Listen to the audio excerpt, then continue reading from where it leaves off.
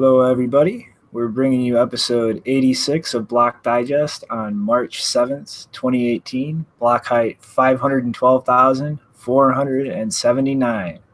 Woo-wee! That was a long break, guys. Right on. So welcome back, Mr. Rick. Hey, everybody. Hope y'all got some good rest. I did. JW. Yeah, no rest for the weary. Or wicked. Isn't it? Either one. I'm both. We're the weary. We're the weary. Yeah, there you go. The wearily wicked. And Janine, how did you enjoy your vacation? Yeah, I mean, I got some work done. I mean, what was it? 3 days? Pretty good. Right on. Acnex, you get that cross-country road trip in there? All right, I'm just beating this joke to death. Yeah, it feels great to be back. I'm here in Nor'easter 2018. So I just find it hilarious that, you know, we literally just start what we think is a 3-day break, and then we're like, oh, no, let's just bring the show back. And on the day we do that, it's like, MtGox returns. Everything is MtGox's fault. Absolutely everything. MtGox woke us up from the slumber. Totally. I'd be totally lost if we took more than a few days off. This is just, it's too much, man.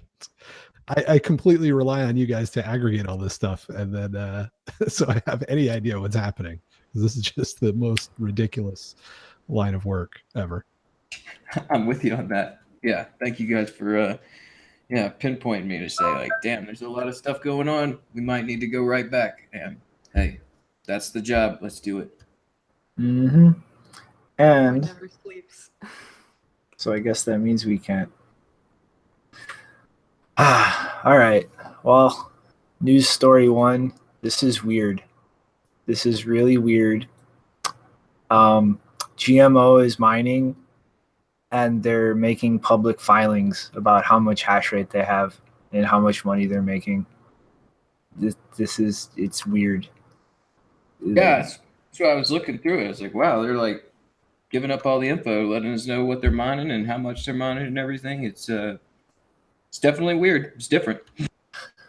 Like this is how you let your competition know how much capital you're amassing, what your revenue is. This is not a good idea to try and be so open with your figures in a competitive space like this. Also, great job letting us know that you're mining Bitcoin Cash, guys. Yeah. Shame. Making more money off of Bitcoin Cash. Damn, come on, man. That might be the game right there. I wouldn't put it past them to just leak this information to draw people into mining Bitcoin Cash, just as they're going to try to move out of it.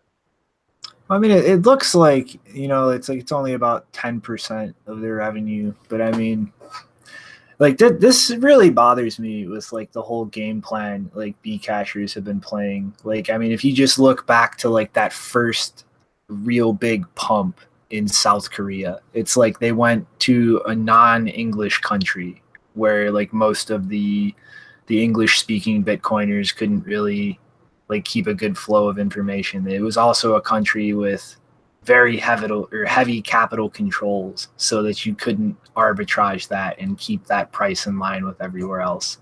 And it's like, it just seems like they're just digging in anywhere they can where we're not able to really put up a good counter argument. You know what I mean? They just are a lot more free to push their bullshit uncontested. Yeah, I didn't even really think about that, but I guess like, you know, this would be like just a good sign, I guess, for the Bcashers, just to see like these GMO miners are coming out mining Bcash. I mean, is that you know, what you're saying as far as like this information coming out could be a positive sign on that side? Yeah, that's kind of what I was thinking, was just, I mean, if it shows that it's very profitable, that would attract some competition to flip over and mine Bcash. So I don't know. I mean, I feel like it's so hard to keep track of what's going on and what people's motives are. It makes me feel like international espionage must be nothing compared to this. Well, I was just about to say, like, how could we even prove that these are the real statistics? Like, is this like, I mean, I guess they could start giving us their wallet addresses to check this stuff if they wanted to be, 100% accurate. I mean, I'm pretty sure the way that this is being filed as an actual company statement, that it would probably be illegal under some Japanese law to just push things like this with fraudulent information. But I mean, it's similar like to their books. Mm-hmm. But it's like, the one thing I look at, like, their revenue is really only like in Bcash is only like 10% of what they're pulling in at least in yen terms to their Bitcoin revenue. And I mean, like, this is what kind of really bothers me about like people like Krowitz kind of pushing this just nonsensical, like, just step back and let what happens happen. Like, they're even competitors, they're equals on a playing field. And it's like that's bullshit.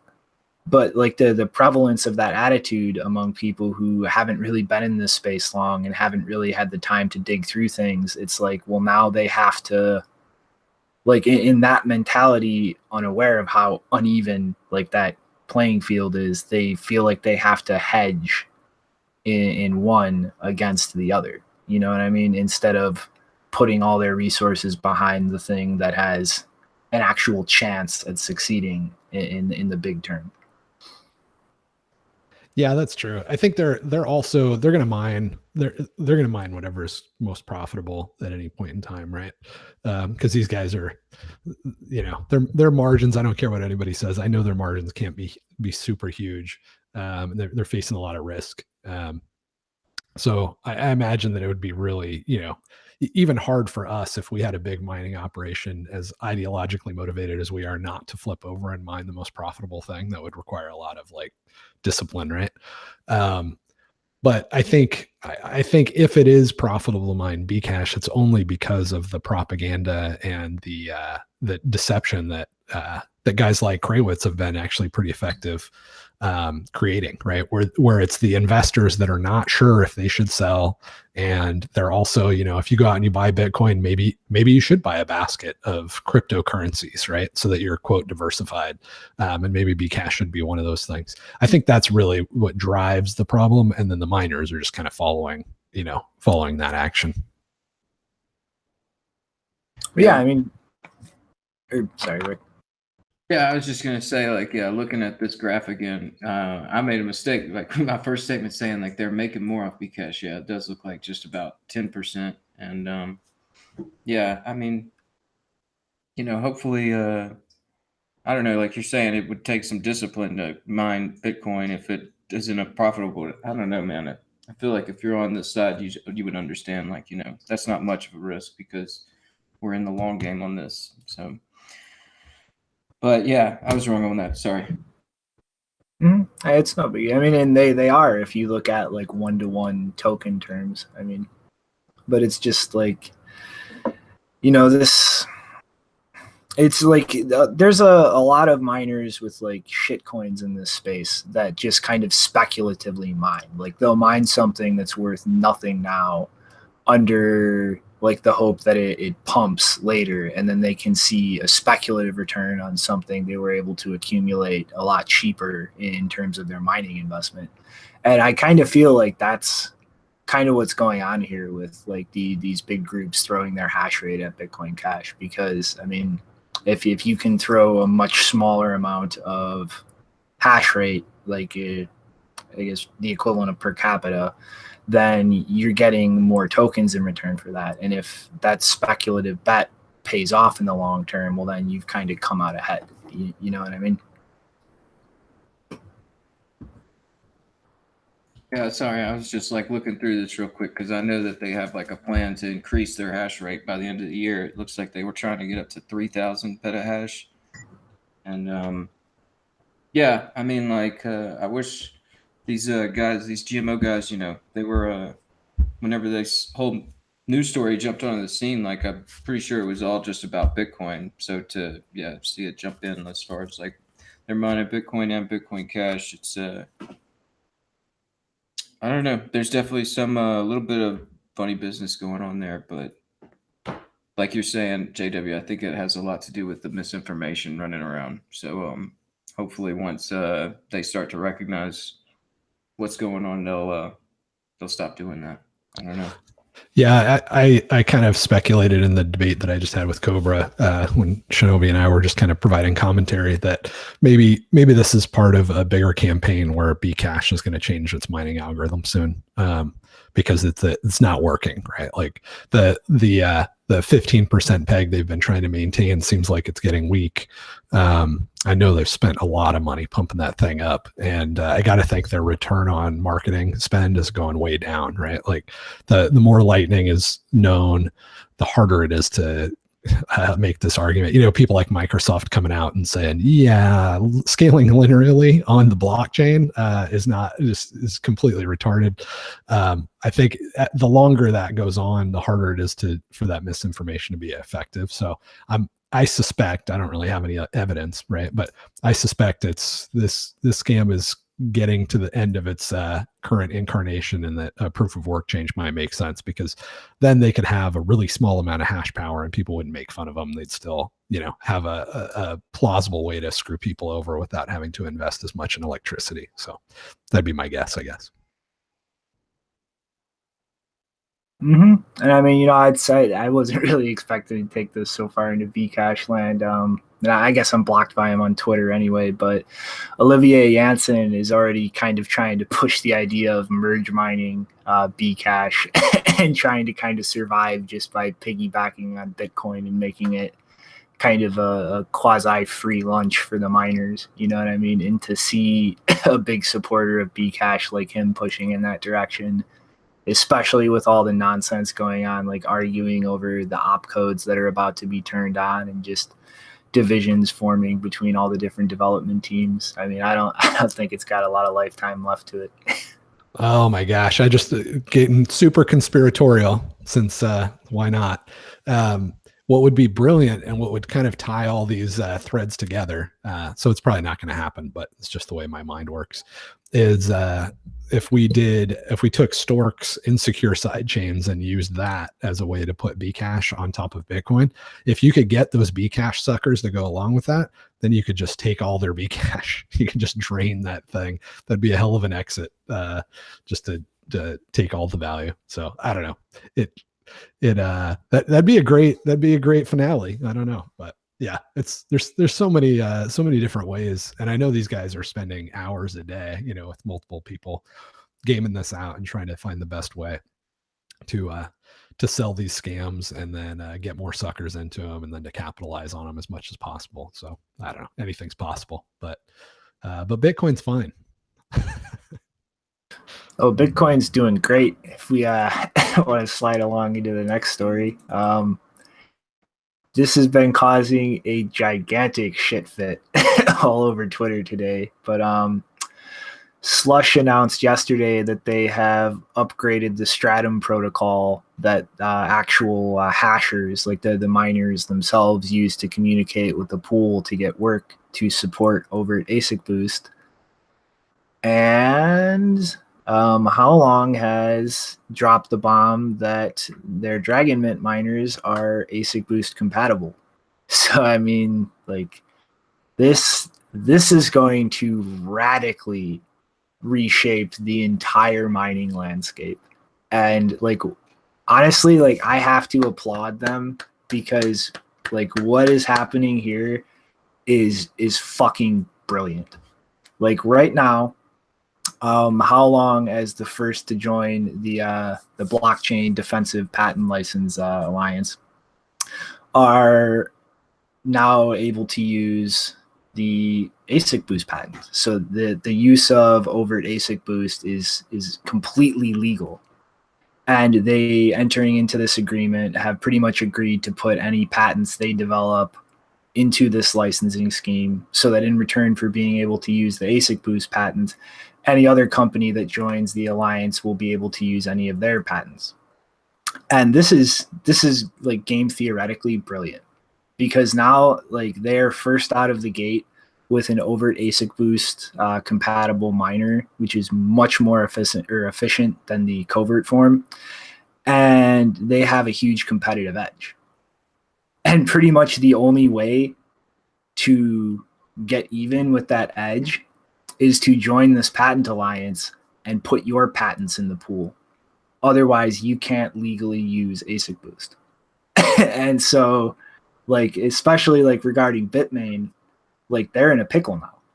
Like covert AsicBoost is no longer a practical thing to do now that we have SegWit, because it would be just even more blatantly obvious that it has been in the past to be mining blocks not including anything from SegWit, which you would have to do to use AsicBoost covertly.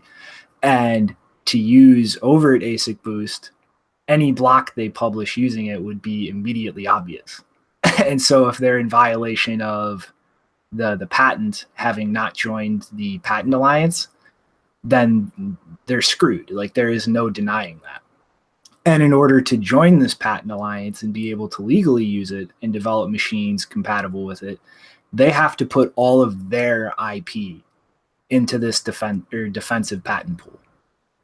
So they're pretty much in checkmate.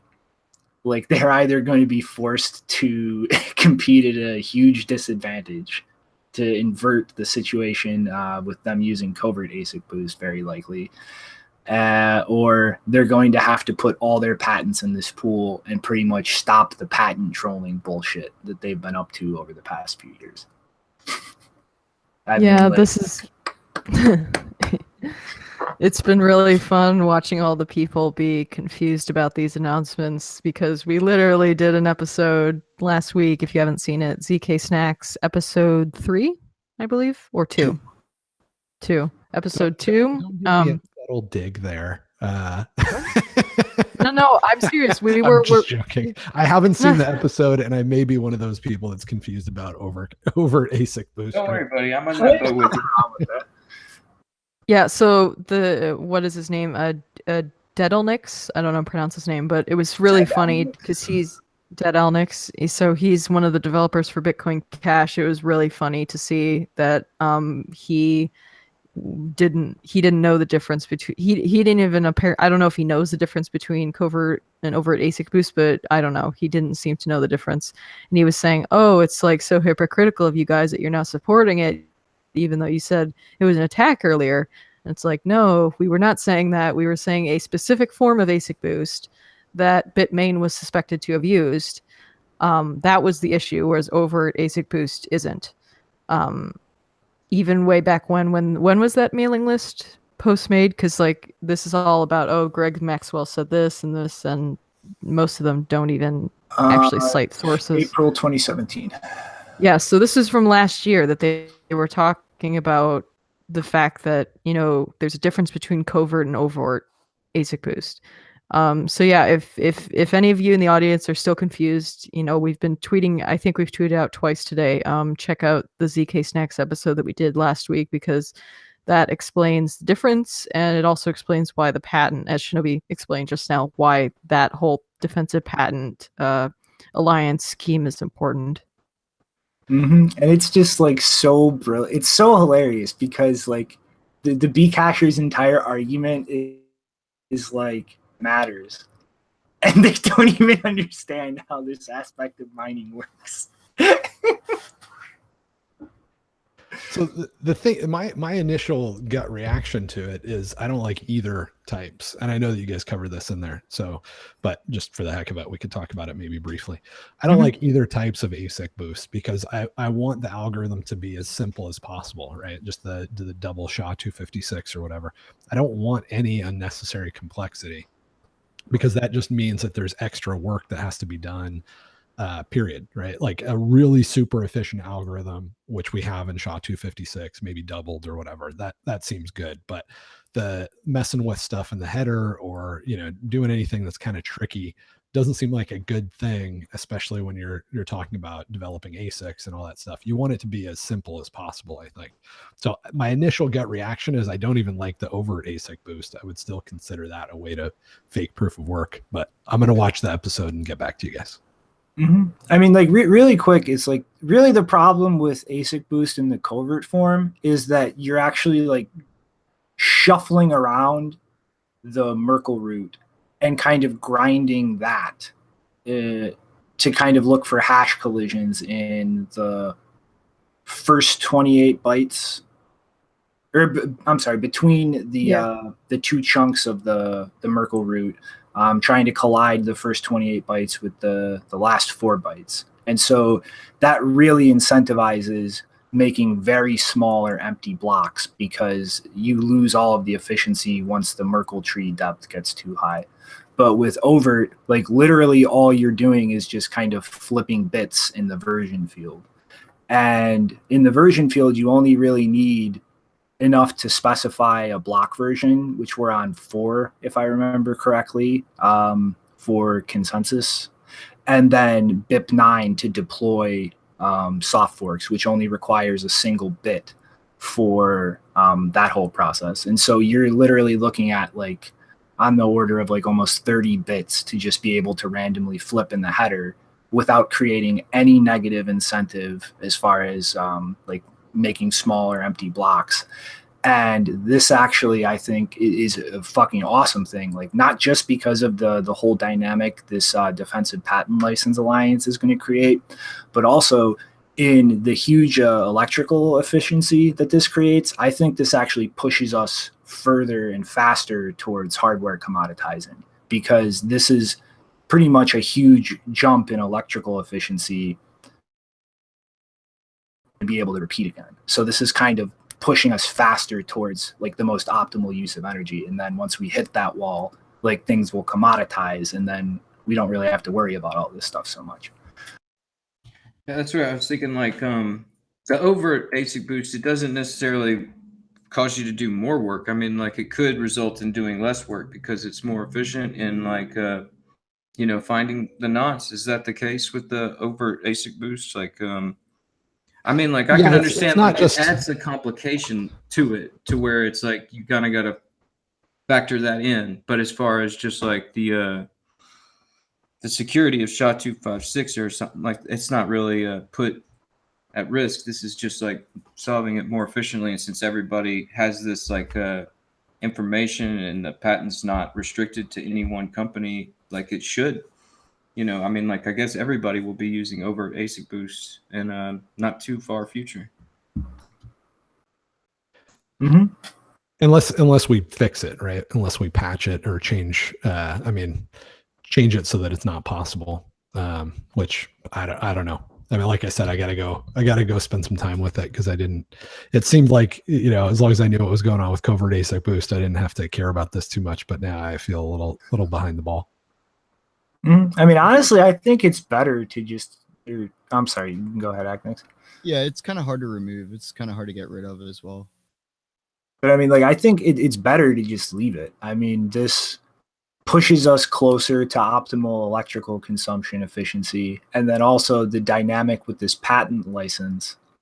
I think it's like a perfect game theoretical construct, because like you have to put your patents in the pool to use the one that right now it gives you the most competitive edge as a miner. And so like if this actually like successfully falls into an equilibrium, then this will pretty much remove patent like trolling issues from the mining space completely. Because in order to hit the new bar of being competitive, you have to join this pool or you can't legally use this patent.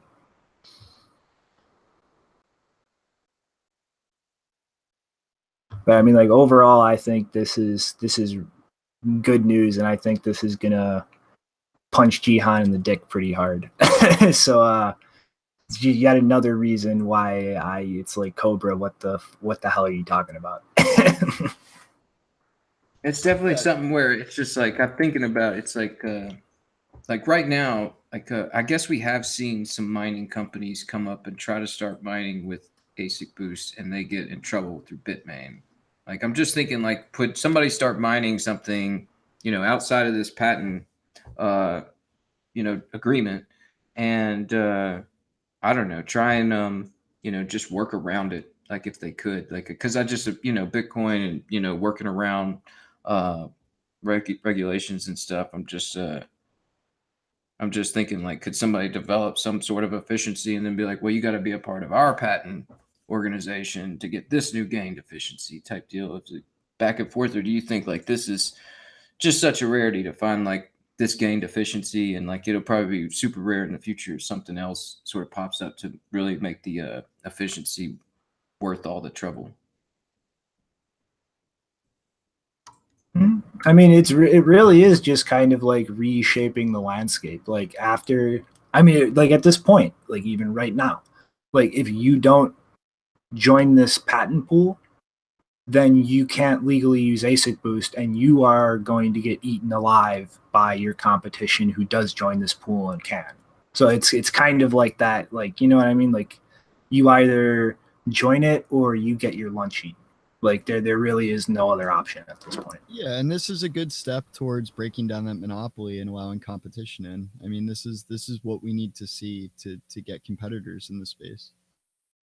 Yeah. Yeah, and sorry, go ahead, Janina. I was just gonna say, yeah. I also want to point out, because, you know, for anyone who maybe knows what AsicBoost is but doesn't understand like the legalese of these patents, there is a big difference between what is used here, which is a defensive patent scheme, whereas most patents are used offensively, as in like if you violate the patent, they're going to sue you and all of that, whereas a defensive patent is about protecting a party or group of parties from people who would sue them for infringement. Like it's a different kind of scheme. And the reason that why it's popular with like Bitcoin and a lot of cryptocurrency stuff in the last several years is because it's viewed as like a way of keeping, it's like more friendly towards open source communities, whereas, you know, a lot of the patents that are being filed by companies like Nchain are all offensive patents, and those are used to restrict innovation and freedom of like sharing in an open source community. So they're two different things. I mean, it really is like a brilliant kind of game theoretical hack of the legal system to kind of just like turn it against itself. I mean, it's like it from somebody who I guess you could call me leaning more towards being an Ankapistani, but like it's not really for ideological reasons. And I mean, as somebody who kind of supports these school of thoughts for what I see as a more practical or like utilitarian reason, I just love seeing examples of things like this where you just take like a tool of the state and just completely flip it on its head and use it to totally undermine like the process itself. Like it's really brilliant shit in my opinion. One of the things that keeps me so interested in the space is just the way all these like game theoretical plays are happening, and then you just sort of like watch the landscape change. It's awesome. And I guess trademark jarring Shinobi segue. In other news, FinCen is going full stupid, and Coin Center actually kind of warned us all about this a year or two ago. They pretty much announced in a letter to Congress that they are considering token sellers money transmitters, and they would therefore be subject to the Bank Secrecy Act and required to do KYC compliance in the process of selling tokens. And I mean, like right here, a developer that sells convertible virtual currency, including in the form of ICO or ICO coins or tokens, in exchange for another type of value that substitutes for currency, is a money transmitter and must comply. Sorry for my butchering the English language there. But like this is like I don't know like how the hell they're going to go about pushing this and handling this, because I mean that language is so vague. Like what do you mean a convertible virtual currency? Like, I mean, if you just mean convertible in the vague sense of you can convert it into something else, well, wouldn't that apply to every cryptocurrency out there? I can snap my finger and take my Bitcoin and turn it into whatever shitcoin I want. Like, and all of these things in some way substitute for a currency. So like the broad language here is like, it's like, what the hell are you trying to do here? Yeah, I want to point out, first of all, that this is obviously just a letter. It's not even a bill. It's not even proposed law. It's a letter announcing intention. So none of this is likely to even be made into law, at least according to FinCen. Maybe other agencies are faster at moving this along, but if it's coming from FinCen, most likely it won't even if it got into the bill phase, it won't be law within the next year or so. But yeah, I definitely think no one should be surprised. I'm not surprised by this at all. Especially since, the SEC also, as we're going to get into after this, they released a statement about ICOs specifically. Like a lot of this is very specific to ICOs, but they do include language in there that could be used to go after other cryptocurrencies, not just ICOs on Ethereum. Which doesn't really surprise me because that's just how lawyers act. They try to grab as much as possible. That I'm not surprised by any of this, but definitely I would caution people. Not only is this not even a bill, but after it actually goes through the process of becoming a bill and then becoming a law, if that does happen, it's going to be much more reduced. Like this is the biggest grab. So anything in here is like the furthest extent that they would go, most likely. It's probably going to be much reduced if it ever becomes law. So I wouldn't expect the language to be this broad in the future. Mm-hmm. And I mean, it's like, that's part of what they point out here, the fact that it's just being issued as a letter. And then two, another problem Coin Center is bringing up, like what's the constitutionality of mandating that individuals that are not like an actual financial institution, like they're not taking or holding custody of anything for you or directly facilitating the transfer of anything, to pretty much demand like personal information from people that they engage in trade with. And I mean, like one other thing I kind of wanted to point out, pretty much their rationale here is that anybody who is transferring or receiving value would be a money transmitter. But in 2014, they explain that a miner is not a money transmitter because they're merely creating units of a currency. They, like, in order to be a money transmitter in their terms, you must also sell them as part of an exchange business rather than merely sell them on their own behalf. And I mean, like, this is, again, like, more confusing, like, attempts to kind of overlay old laws onto a radically new space. Like, what do you mean receiving value in return for something? Because miners fit that. They receive value from every person they process a transaction for. Like, those transactions aren't free. People are paying them a fee, and those miners are collecting the fee for actually transferring like that value.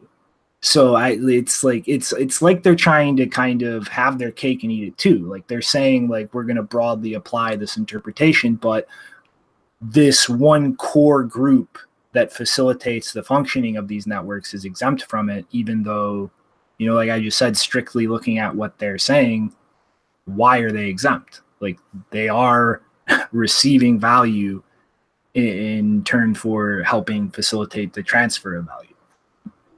Yeah, and that's one of the things I think is going to really bite them in the ass, because one of the big issues with, like, when they make the distinction between, like, people who are facilitating or transmitting money, they in the past they've always made a distinction between people who, like, hold custody of funds, who have control over funds at any point during that transmission, or people who just create services or technology that help people directly transfer money to each other, but at no point do they hold custody of it. So like this could not only affect minor, if we took the broadest interpretation of this would not only affect miners, it would also affect nodes, because nodes help broadcast transactions. But of course, as everyone knows, at no point in time does any node in the network, even a miner, actually have control over people's funds. They're just broadcasting the transactions and then adding them to the blockchain.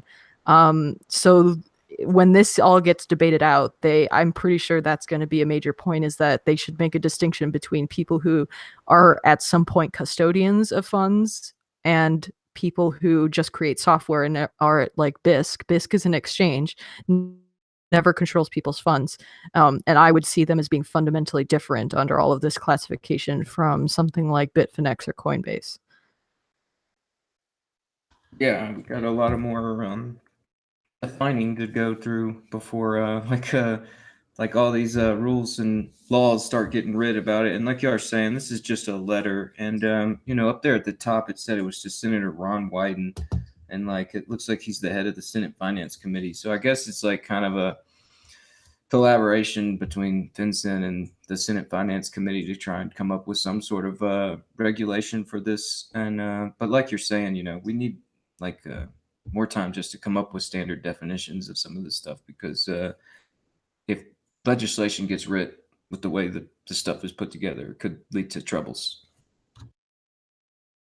Yeah, I mean, like last thing I want to point out to this before I pass it off to Janine for the SEC news is like the like Bank Secrecy Acts and the mandates for like KYC and AML were like something passed in the 70s by Congress, and specifically structured in a way where like obviously in the digital age they have completely failed to actually uphold this, but the intent was to protect people's private information in not letting that flow around freely, but still have a basis to kind of surveil and like blacklist bad actors. And like to see FinCen kind of trying to apply this kind of stuff to individuals just transacting purely as individuals between each other, just it far oversteps that balance that Congress tried to create, where they were still like attempting to go after what they perceived as bad actors or people who shouldn't be allowed to like engage in commerce, but still have some kind of safeguard for people's private personal information. And like this just, it completely oversteps that and pretty much just throws the notion of personal privacy out the window. And like that's like that in my book, just I'm not going to let that fly.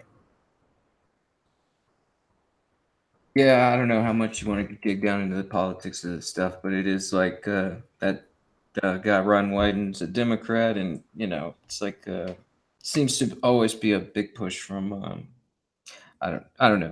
There's like a big push from both sides, but it seems like the past 8 years, Democrats have been in a pretty big control seat. It's big, they've been in the chair as far as like controlling what comes on with surveillance and whistleblowers and everything like that. So, yeah, I don't know.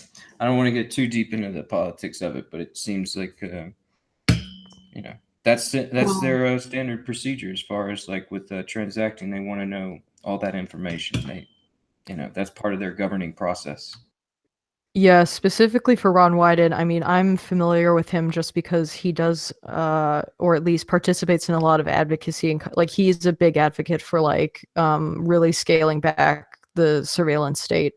And so I don't know what his position is specifically for like Bitcoin and cryptocurrencies, but he's definitely not someone who's in favor of surveillance. I don't know if he makes like a personal exception for financial surveillance in this case. But I assume that considering he was personally given a letter from FinCen, that probably he was a person who would advocate against this kind of thing. I don't know. But I wouldn't. Ron Wyden is, he is a Democrat. He's one of the Democrats that I mean, I've appreciated his work in regards to speaking out against the surveillance state. But I don't know if he specifically would support this kind of overreaching. Yeah, I mean, like that sounds like that would make sense. Like I was just saying, he's like a senator from Oregon. So I mean, like in Oregon seems to be on one of those states where it's kind of got like its own independent population, and they've gotten a lot of pushback from a lot of this stuff. It's just yeah, he's part of that same party that tried to do all that stuff, but maybe he's one of these few guys that actually tries to serve his constituents. So yeah, maybe he actually like spoke up against some of this stuff, and that's why FinCen's in it. It's Bitcoin making its way into politics, man. This is yeah, it's crazy, but like I'm sure we'll see it shake out at some point here. Whenever we'll start seeing some real legislation roll through, hopefully, won't involve some of this language though. He's definitely not a person that's going to tweet hashtag CryptoDad. I know that for sure.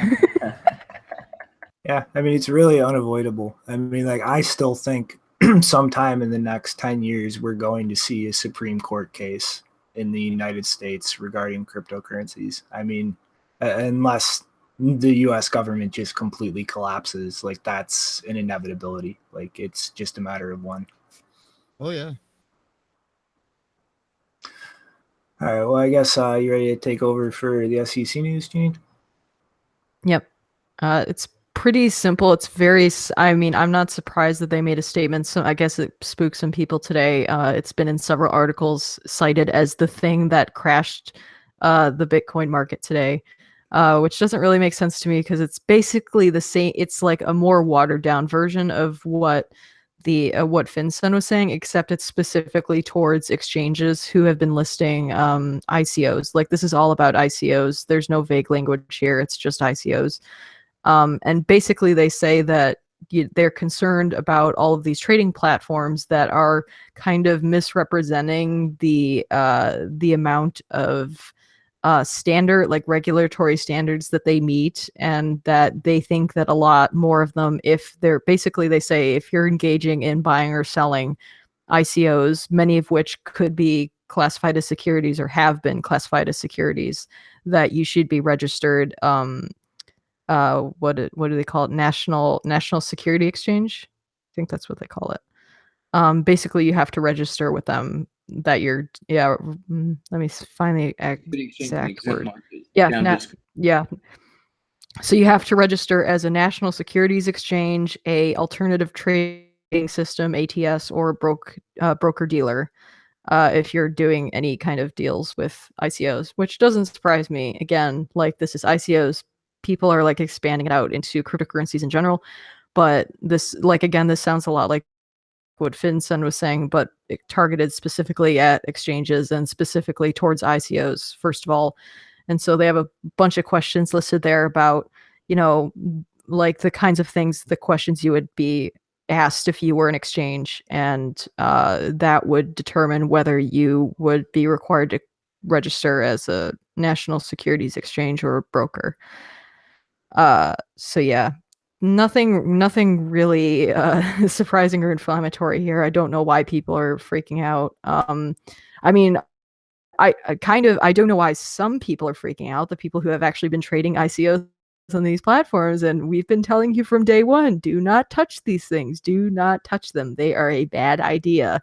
From an exchange perspective, from an individual perspective, from an investor perspective, do not touch them, because I mean, it sound like maybe people have felt a bit good about the fact that the SEC is like, we're not going to look at past behavior, but that's a soft promise. They can change that at any time and come back after you. And they've sent emails to investors as well. This is not just people making the ICO or the exchange investors that they are going after this time as well. So yeah, this does not surprise me. We've been warning about this ever really started to blow up last year. Nothing really scary here, except there are a lot of big exchanges to have been listing ICO tokens, and they're going to be scary for the exchanges, but I don't think it's scary for Bitcoin. Mm-hmm. I mean, you kind of got a little wrecked there towards the end, but yeah, it's like, not only do you have to worry as an individual, but lots of exchanges have been listing these things. And I mean, in that regard, I think Poloniex and the people running that might have got saved by the bell with the the Circle buyout and their plan to register with the SEC and actually start applying for all the proper licenses and following regulations. Because when Polo, that's the battle cry of a shitcoin pumper who's convinced Polo to list it by meeting ridiculously arbitrary and quite frankly flaky criteria to get listed. Oh man. Yeah, I don't really know what else to say about this other than like, I think these are really questions that we all probably, ask ourselves, like whenever we get involved with these exchanges, which is like, well, I for the most part don't get involved in any exchanges anymore, just because like it's kind of always a little bit of a shit show and a little bit of risk. So avoid when possible. Yeah, I mean, as far as I'm concerned, if some things happen that push down the amount of crap coins that are getting thrown around, including ICOs, then that's just good for me emotionally. I'm so sick of these stupid things. They just make me sick. And I'm doing my best to hang in there and try to explain it. But man, I like personally, selfishly, if something happened that pushed the price of Bitcoin down to $1,000 and then destroyed all the altcoins and ICOs in the process, that would be just fine with me. Like I already bought at the top. Personally, I would be way better off if I could. I guess I'd have to see it coming though, because if I ride it all the way down, that doesn't do me any good. But yeah, okay, I'm just JW. I'm so sick of those freaking things, man. It's a badge of honor, JW. I got into this space near the top and rode that shit all the way to the bottom. Gotta ride the bull. There you go. But Shinobi, I fired a lot of people. Do you think that qualifies me? Maybe the SEC will give my ICO maybe they'll give me a sideways glance and be like, "You're fine." Light up the candlestick. The ICO that never was. Oh man. Oh yeah, and I just want to also point out, I've never shared Binance referral links ever. Never #never trade.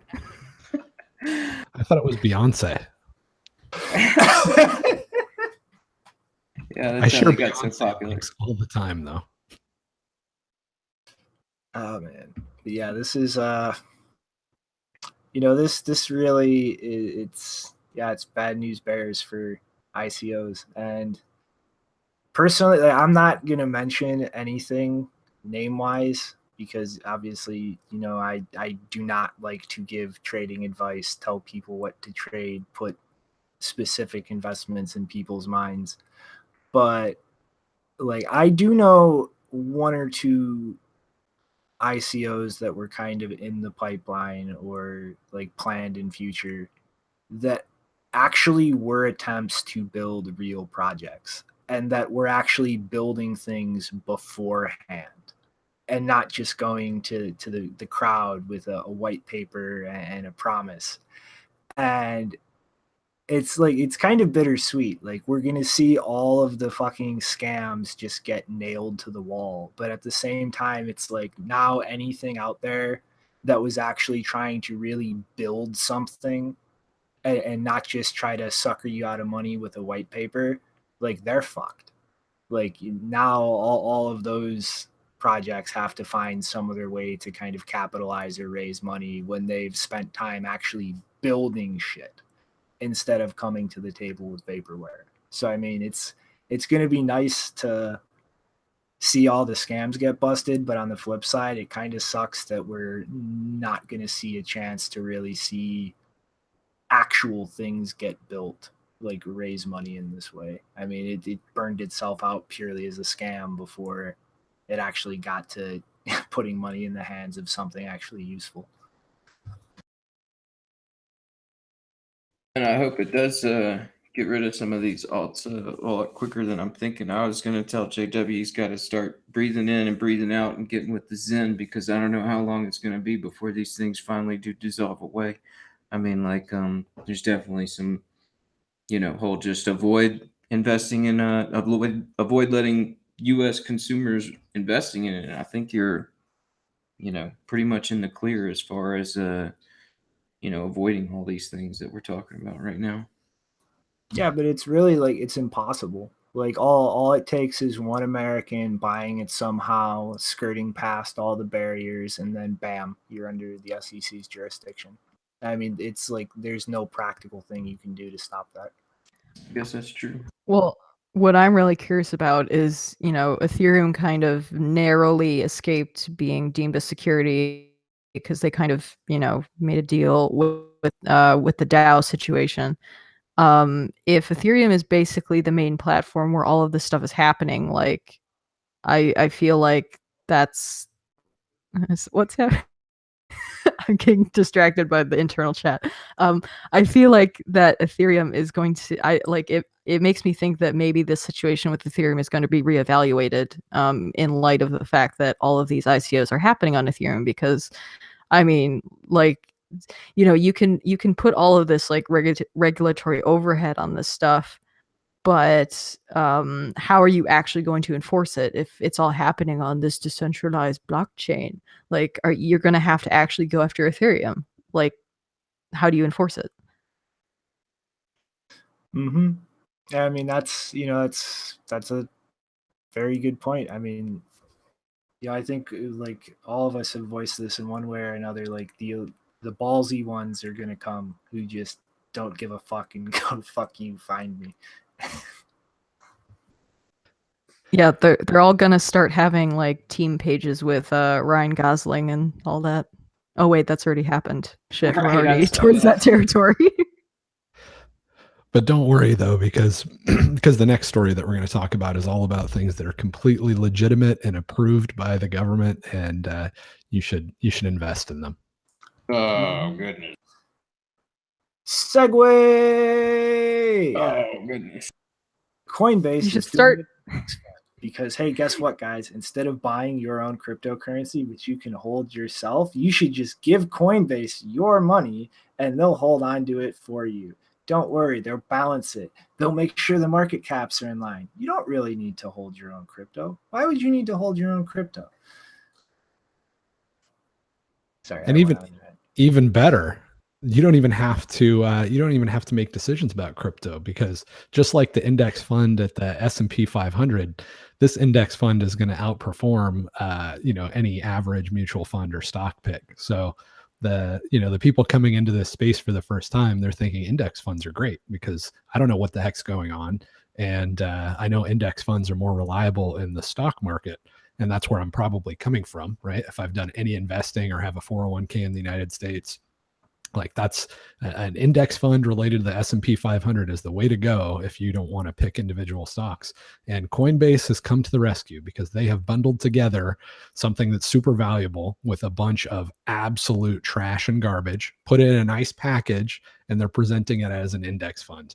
And if these guys don't end up going to jail for this, there is absolutely no justice in the world, because this is as deceptive practice as you could possibly do. It's the best way to take something like Bcash that is just a Roger Ver scam piece of garbage, bundle it up into something that looks really respectable, and present it to your grandma who thinks she's doing a pretty good job buying this sort of stuff for her retirement. So when people are wishing that they could afford a little bit more dog food in 20 years because they actually put this into their freaking retirement fund, I hope that there is somebody just beating the life out of the guys that deserve it.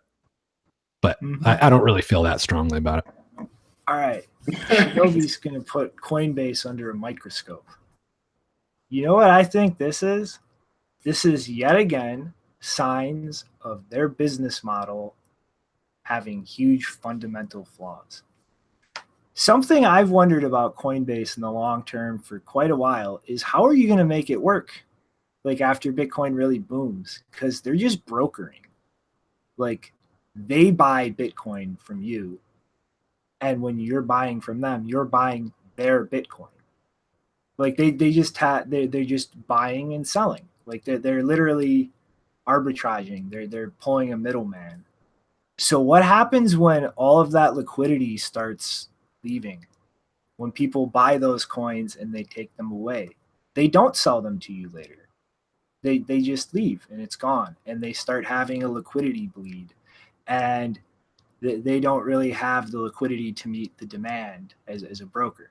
Like it just like everything goes whoopsie, and like this is what I would expect somebody realizing that to do. Like shit, we need to find a way to structure a business model that keeps this liquidity here and doesn't just bleed it away, because once it's bled away, you don't make the difference. You don't make the premium, you don't make the fees. It's what's making you money now.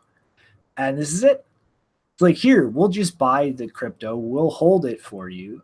You give us your money to invest in it, and we'll just add some new shit coins here or there and like dilute the Bitcoin investment with these shit coins. And there's no chance to make money doing that selectively. And most importantly, keep that liquidity in Coinbase. Yeah, I mean you're right. This business model only makes sense while people are adopting Bitcoin. After people have adopted Bitcoin, the fiat on-ramps don't really matter anymore. And somebody that's, I don't know, if you're investing in Coinbase, you've got a weird investment thesis, right? Like Bitcoin's going to be amazing, but not so amazing that it actually has an impact on a constant need for an on-ramp, right?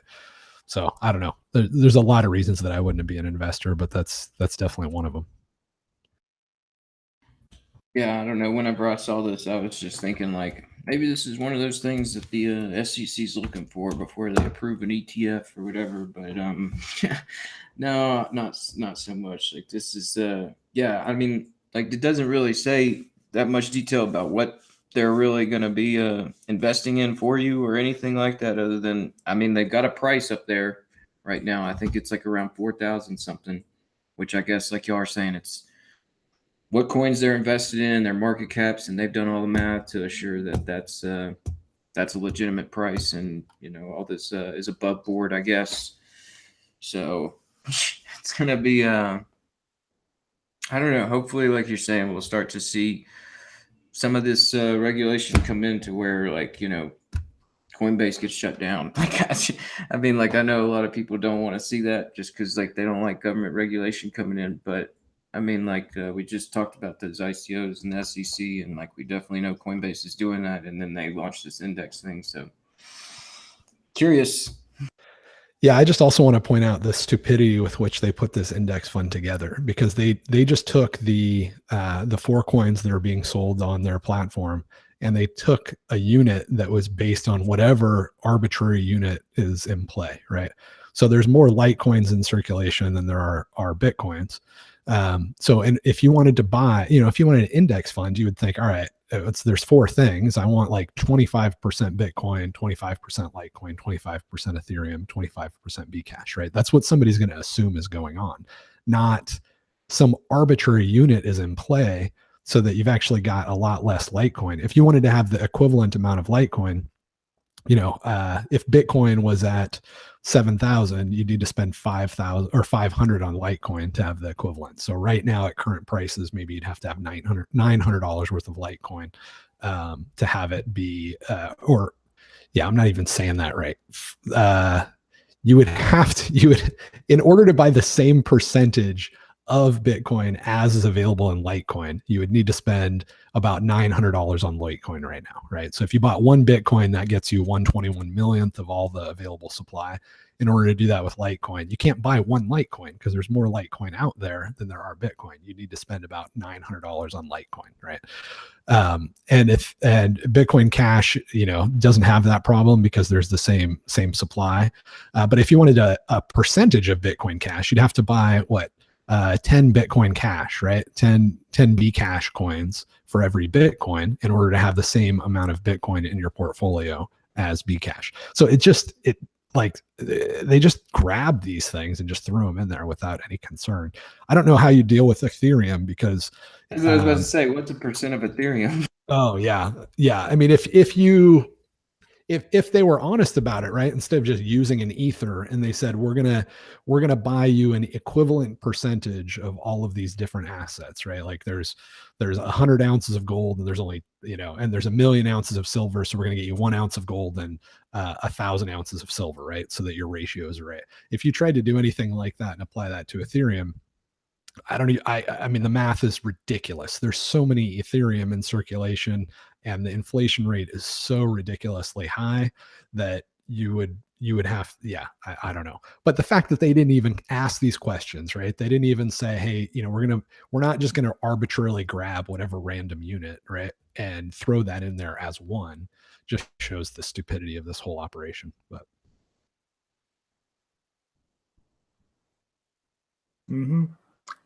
Ginny, you had a comment that I think I'm synced up with now.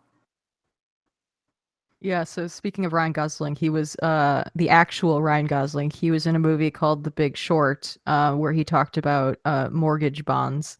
And there's a great scene in there where he's talking about how, these supposedly AAA mortgage bonds are actually just towers of shit. It's pretty funny. So this is when the Coinbase investment fund was announced, it was like, oh, we're going to be mixing other coins together, as kind of a portfolio thing. I was like, oh, great. We're going to have a mortgage bond situation, except with shit coins. Yeah. exactly, we have a tranche now. we're gonna set up a bunch of, like the video is showing, like a bunch of real deadbeat, no chance that they're ever going to pay their mortgage. How did you give them a loan when they don't have any income, and it's a $5 million house, and they don't even have a high school diploma? We're just going to mix that Ethereum in there with Bitcoin that's about to change the world, and I'm sure it'll work out fine for the investors. No problems. Listen to this, Ryan Gosling, not the one that's on the ICO pages. Shit. Listen to good Ryan. It's a great scene. Good movie. But I think segue, drum roll, the title story. Yep, it's MtGox's fault. It's all MtGox's fault. That's why the price went down. That's what all the things happened. This is all MtGox's fault. It's literally MtGox has now been partially responsible for two epic crashes in Bitcoin history. Oh, so CNBC was wrong when they said that it was due to the SEC ruling. Oh, what a surprise! But yeah, Noel here on Reddit pretty much did some analytics here, and saw the first 6 BTC from this, or 6K BTC, sorry, huge order of magnitude, pretty much moved to an exchange on the move from 19 to 11K. 18,000 coins were moved right before the epic drop to 6K. Like I seriously think that there is a very good chance here that Gox solvency coins getting liquidated were big triggers in the ride down so far from 20K. And like if that's actually what happens, like, have you retards never heard of OTC? Like if you are trying to move massive volume and you aren't going OTC, you are either completely retarded or you are intentionally trying to crash the market. Yeah, and as we pointed out before in prior shows, it, like, some people are saying, oh, they caused the crash. Now, it's not really conclusive that they caused it, because as we've seen the past 3 years or so, between like the beginning of December and like mid-February, the price has followed a very similar trajectory where it goes down by about 50% between like December and January, and then it goes back up to a new all-time high by like mid-February, March. And so far we haven't really gone that way back up yet, But the going down part was, that was a kind of cyclical thing that a lot of people expected. So it's possible that MtGox anticipated that, or this MtGox trustee anticipated that, and they were like, oh, I better try to get rid of as much of my coins as possible before that happens, because never know if it's going to go back up again. It's a volatile market. But obviously moving that many coins in such big chunks, that definitely, I think it's kind of conclusive at this point that moving that many coins at once at the time that they did probably made the crash a bit larger than many people expected. But not sure whether it actually caused the crash, because it was something that was kind of expected. It was like a trigger. Yeah, like you have like one event kick off another event, and then people panic about that, and another. It's like markets are like strange loops. Like you can't really pin down a cause. You can just look at the factors in it. But like I think it's I'm sorry, I have to take the opportunity to blame this on MtGox. I just have to. It's too funny.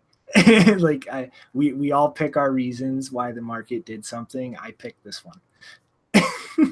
Well, what I'm looking forward to is, if Mark Karpellis, changes his mind again, because initially he was saying, oh, I'm going to do an ICO to like help get money to reimburse MtGox customers. And he was like, no, I actually have a lot of Bitcoin still, which is so weird.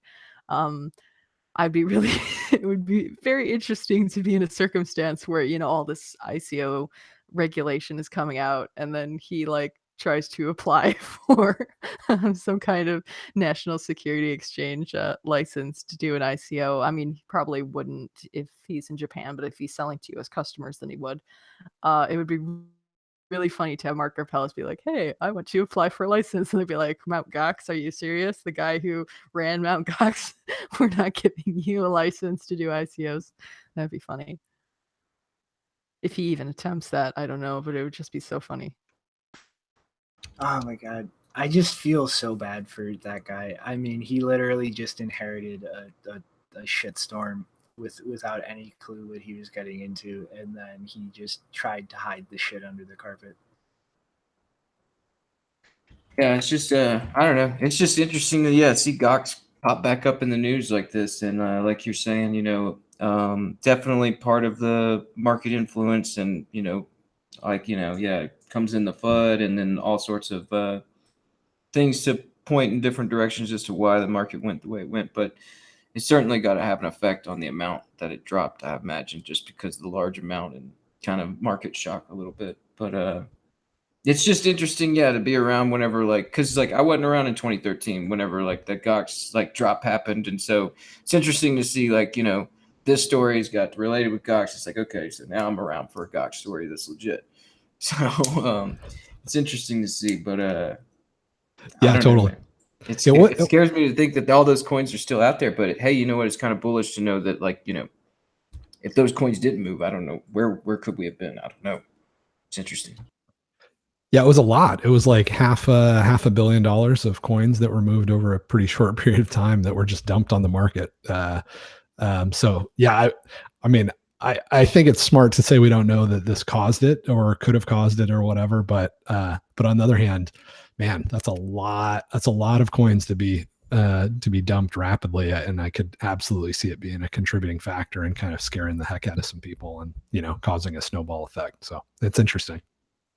Yeah, and just to clarify, how this was today was very significant in terms of the amount of selling volume. Apparently, across pretty much all the exchanges, this was the largest amount of selling volume ever, according to someone I was talking to. So that's pretty significant. I'm not really scared though. Everyone else is. It seems like every time we have a major dip, everyone's freaking out. It's like, and then they never listen. They end up telling me later, "Oh, you were right. I should have listened to you," and then they don't listen again. It's monkey brain. You can't argue with the monkey brain. Hodl.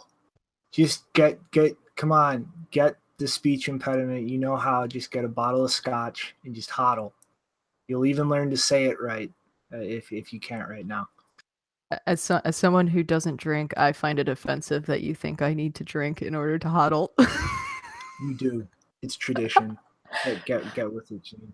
It's a time-honored think you're just- tradition of just getting completely wrecked and crying about it every time there's a dip, but not selling. Well, Mhm. well, I don't drink at all, and I'm like, I'm a better hodler than Mr. Hodl, Then so you're I not a real don't. I think you're just making excuses, Shinobi. I think you're just not a real Bitcoiner. Ooh. It's not as fun if you have that much self-discipline. You have to. You need to get completely drunk to be able to avoid it, and then we'll respect you more. All right, we got to see that anger come out. Wait, so the true test is if I put my state in, a very vulnerable, irrational state, if I do that and I still hodl, that makes me a true hodler. Yes. Then you have gone through the judgment of I'm drunk and I don't know what the hell I'm doing in this thing, and you still huddled through that. See, I'm such a paranoid. I first became a Bitcoiner at the absolute bottom from MtGox when I sent all of my coins to Circle and was going to sell them, and in my wasted state went fuck it and dumped my whole fucking bank account into buying more and took them off. I was late on a couple bills because of that, but you know what? It was worth it to become a true Bitcoiner. If you had done that just because you did the math and realized how valuable Bitcoin was, we couldn't have much respect for you. It's got to be whimsical. Yeah, but the thing is, I'm such like a paranoid security person that my setup is kind of impervious against a drunk person, even if that drunk person is myself. So I don't think that would work. You have to drunkenly get on a plane, fly to get the other part of your private key.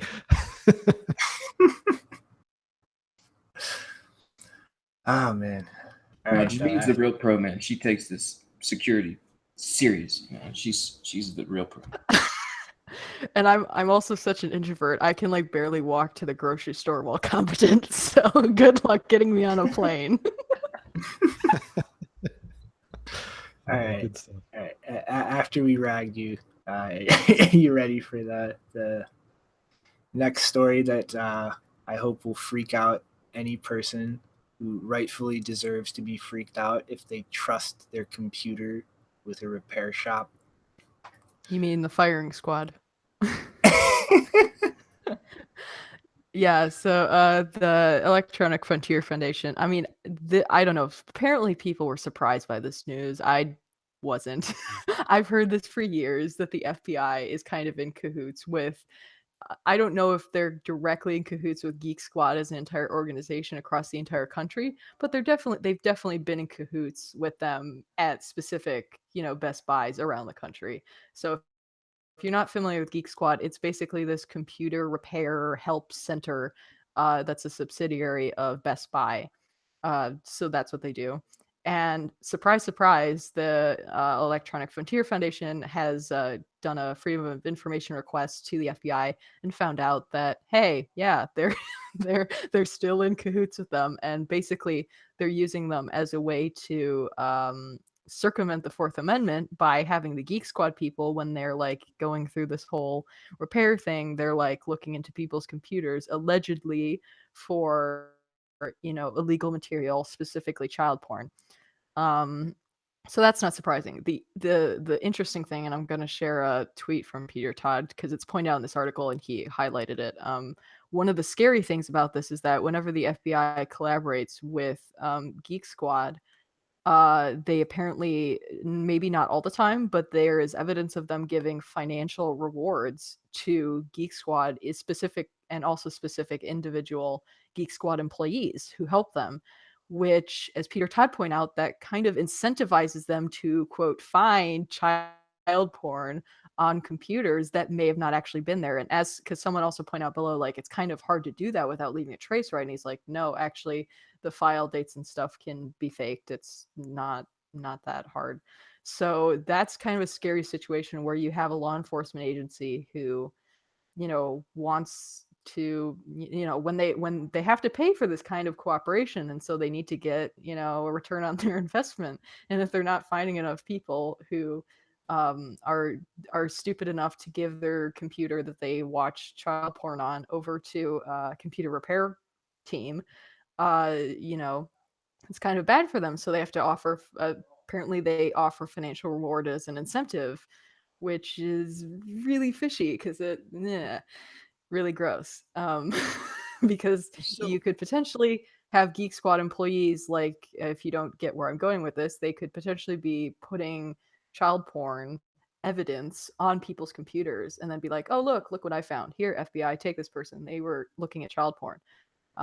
That's a really scary scenario. But as far as I'm concerned, I'm not surprised by any of this because I was aware for several years that Geek Squad was kind of doing that with law enforcement. see, now it's interesting now that this comes out, because I'm not sure what they're doing is actually illegal depending on how it's interpreted. So this opens them up to, in my eyes, potential, lawsuits. Well, And also, I imagine that would be like a government contract job where you're like under an NDA, and then you've kind of got all sorts of several, you're not going to be taken to a court. If you are, you're going to be taken out by the FBI. That's what I mean. It's subject to interpretation, right? So I mean, provided enough evidence mounts up in one direction, I just see that they are slowly peeling away the layers here and exposing themselves more and more to the public, and by doing so, exposing themselves more to legal action as well. and also, like, let's actually put on our tinfoil hat here for the second, because things like this don't just stop. Like, they snowball, they get bigger, they get more prevalent. And if you have a situation like this with these kind of incentives for employees set up, that just becomes normal. Like, you get, like, I mean, think about the psychology of an employee who does this. Like, he's just helping out the FBI. Like, he's being a good citizen. Like, he's doing something good. And hey, all this shit's going on. How much further of a leap is it for an agent to go up to somebody working there because they know somebody they're looking at or trying to fuck with, just put their computer in there? Hey man, this guy is a sick fuck. Like, we can't fucking get him on anything. Like, if you just drop that in there and gave us that cause, we'll find other shit, man. We'll get this son of a bitch. Like, how many people out there do you think would just do it? Well, it certainly does. It leaves that room open for a cowboy atmosphere where you got some guys like that are going to do something because, it's in their best individual interest. So it's definitely something that is scary. Like, yeah, that's where it's like we've had lots of problems with that in our intelligence agencies. The cowboys running loose. So you deputize a bunch of guys like this, and I don't know how much real oversight's going on over there, but I mean, like, if someone dumped their computer by Best Buy, somebody that guy particularly doesn't like, could be a big time trouble there. And yeah, it's just it's definitely, like you're saying, it can cause a snowball effect where you have like a rogue unit at Best Buy. Yeah, because one of the things I want to point out is it's at the bottom of that EFF page that it says that, even though they did this FOIA request, the FBI actually refused to confirm or deny whether it has relationships with other computer repair businesses. They just refused to, acknowledge the existence of those documents, even if they existed. And they also, quote, failed to produce documents that would show whether the agency has any internal procedures or training materials that govern when agents seek to cultivate informants at computer repair facilities. So I want to point out that, like, this isn't just them going like, hey, Best Buy employee, would you please do this? They were like, we are actively recruiting you as an informant for the FBI. And I wouldn't be surprised if there are actual FBI people directly working in Geek Squad teams, at these different, and this is specifically Kentucky. So this freedom of information request doesn't even really show the scope of their involvement because it's specifically about a Best Buy in Kentucky. So we have no idea how big this is, but clearly there is something going on here. And, if this much information can be gleaned just from looking at one Geek Squad in Kentucky, like, who knows what's going on with the rest of them. Yeah, again, with such a strong violation of Fourth Amendment rights, you'd think that like that they have to keep this information close to chest, right? Or they're exposing themselves to liabilities. And I think that that's the game that we're playing now, and that's why they're being so careful with this information. Yeah, the thing that I was thinking about is child abuse, especially sexual child abuse, is so awful that it's hard not to want to violate people's rights and just search through their stuff, right? Like, there's a part of me that is very sympathetic to the idea of let's just go kick in everybody's front door and search through all their stuff within 2 miles of here. If there's a chance we're going to find somebody that's being abused and we can put him down, you know what I mean? The problem is that, for one, that wouldn't work. It would give the bad guys even more power, right? It's just, we might be able to solve some bad guys, but then we end up with Hitler, right? And bad guys at that scale just are so much worse than the individual bad guys, right? And it's not easy to try to think that stuff through, but that's what we have to do, right? If we put somebody in charge of everybody to keep everybody from doing anything wrong, that person is going to do far more wrong than he ever prevented, right? But then the other thing that always strikes me with stories like this is that, let's say that they are doing all this work to try to find somebody that's abusing kids. What do they actually do when they get like ironclad evidence that somebody has been sexually abused? Like, what's the average conviction time?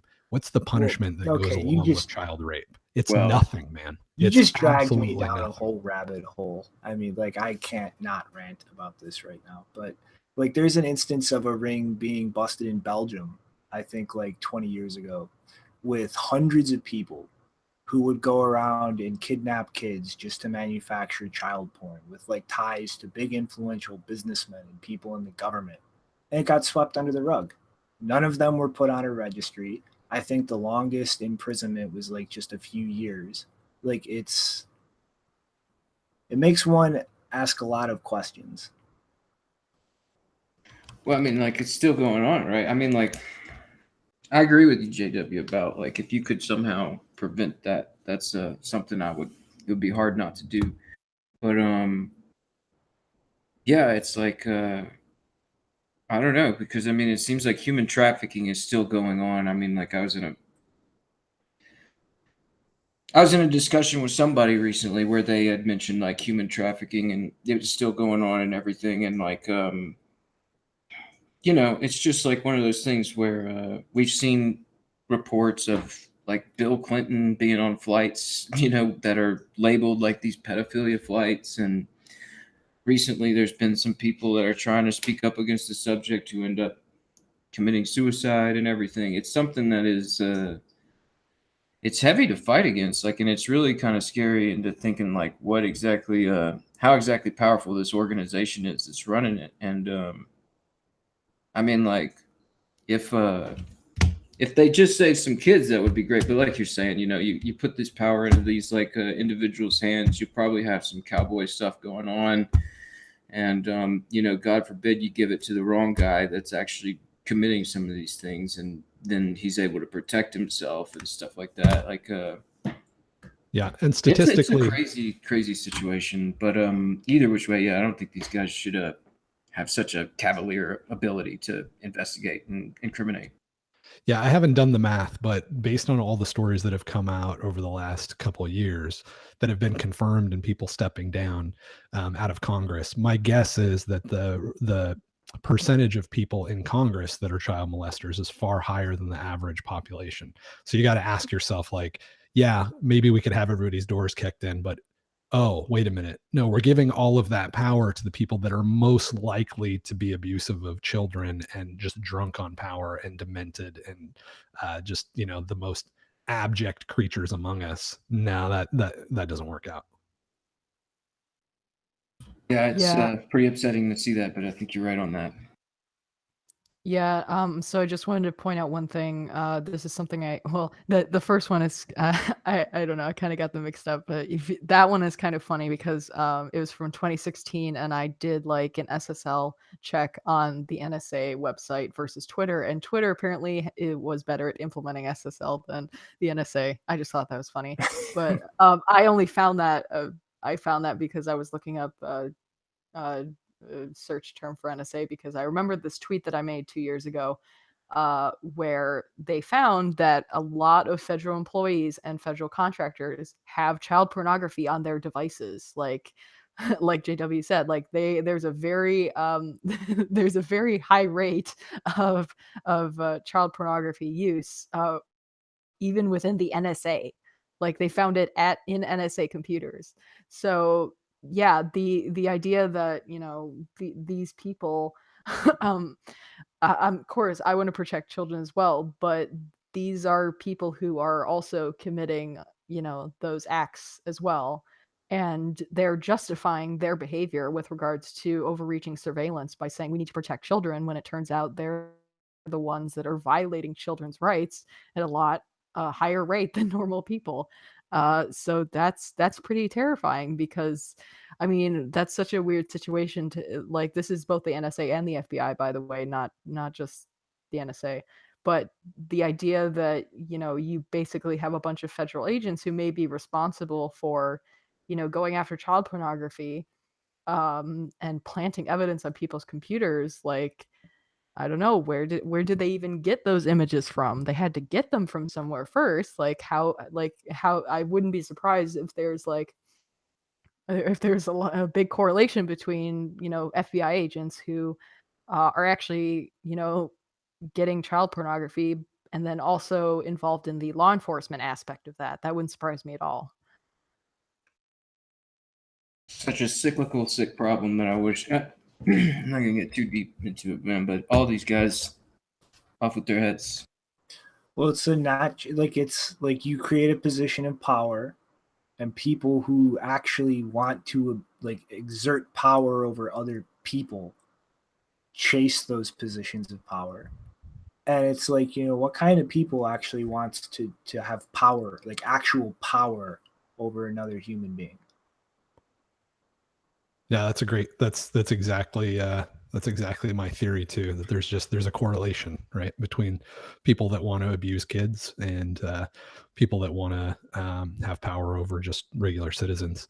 And I gotta say, if you haven't seen it, the best thing, I mean, better than reading any books on like public choice theory or economics or anything else, the thing that was the most striking for me, and it wasn't that long ago, was I forced myself to sit through the entire opening ceremony of the Goddard base tunnel in Switzerland. If you just Google that, find the whole thing, because it's like a 2-hour event, and you just watch that thing, and you're like, think about the type of people that think that this is entertaining, beautiful art, right?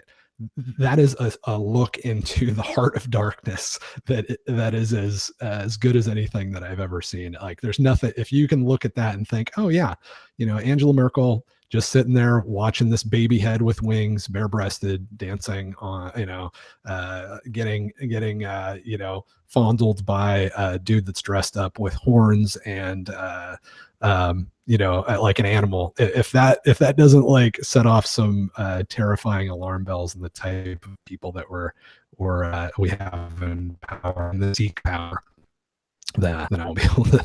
There's nothing I could say. But seriously, sit through that 2 hours. It is the most educational thing ever. What is that again? Like you said, Goddard. What is that? Yeah, I'll throw a couple clips in real quick. I don't even know if I really. All right, we can provide. We'll toss out links, but we need a mood shift. Yeah, I was just about to say, if I watch that video, I'm probably gonna feel like crap the rest of the day. Peter Wuille jokes, people. All right. Yeah, with a very childlike Samson avatar. All right. For those of you who didn't know, Magical Crypto Friends is doing a giveaway for some signed 2018 Year of SEPA calendars. You got to enter your best Peter Wuille fact. Obviously, mine here is the best. Peter Wuille said Bitcoin inflation would never end. Satoshi said there would only ever be 21 million coins. Satoshi was the one who was wrong.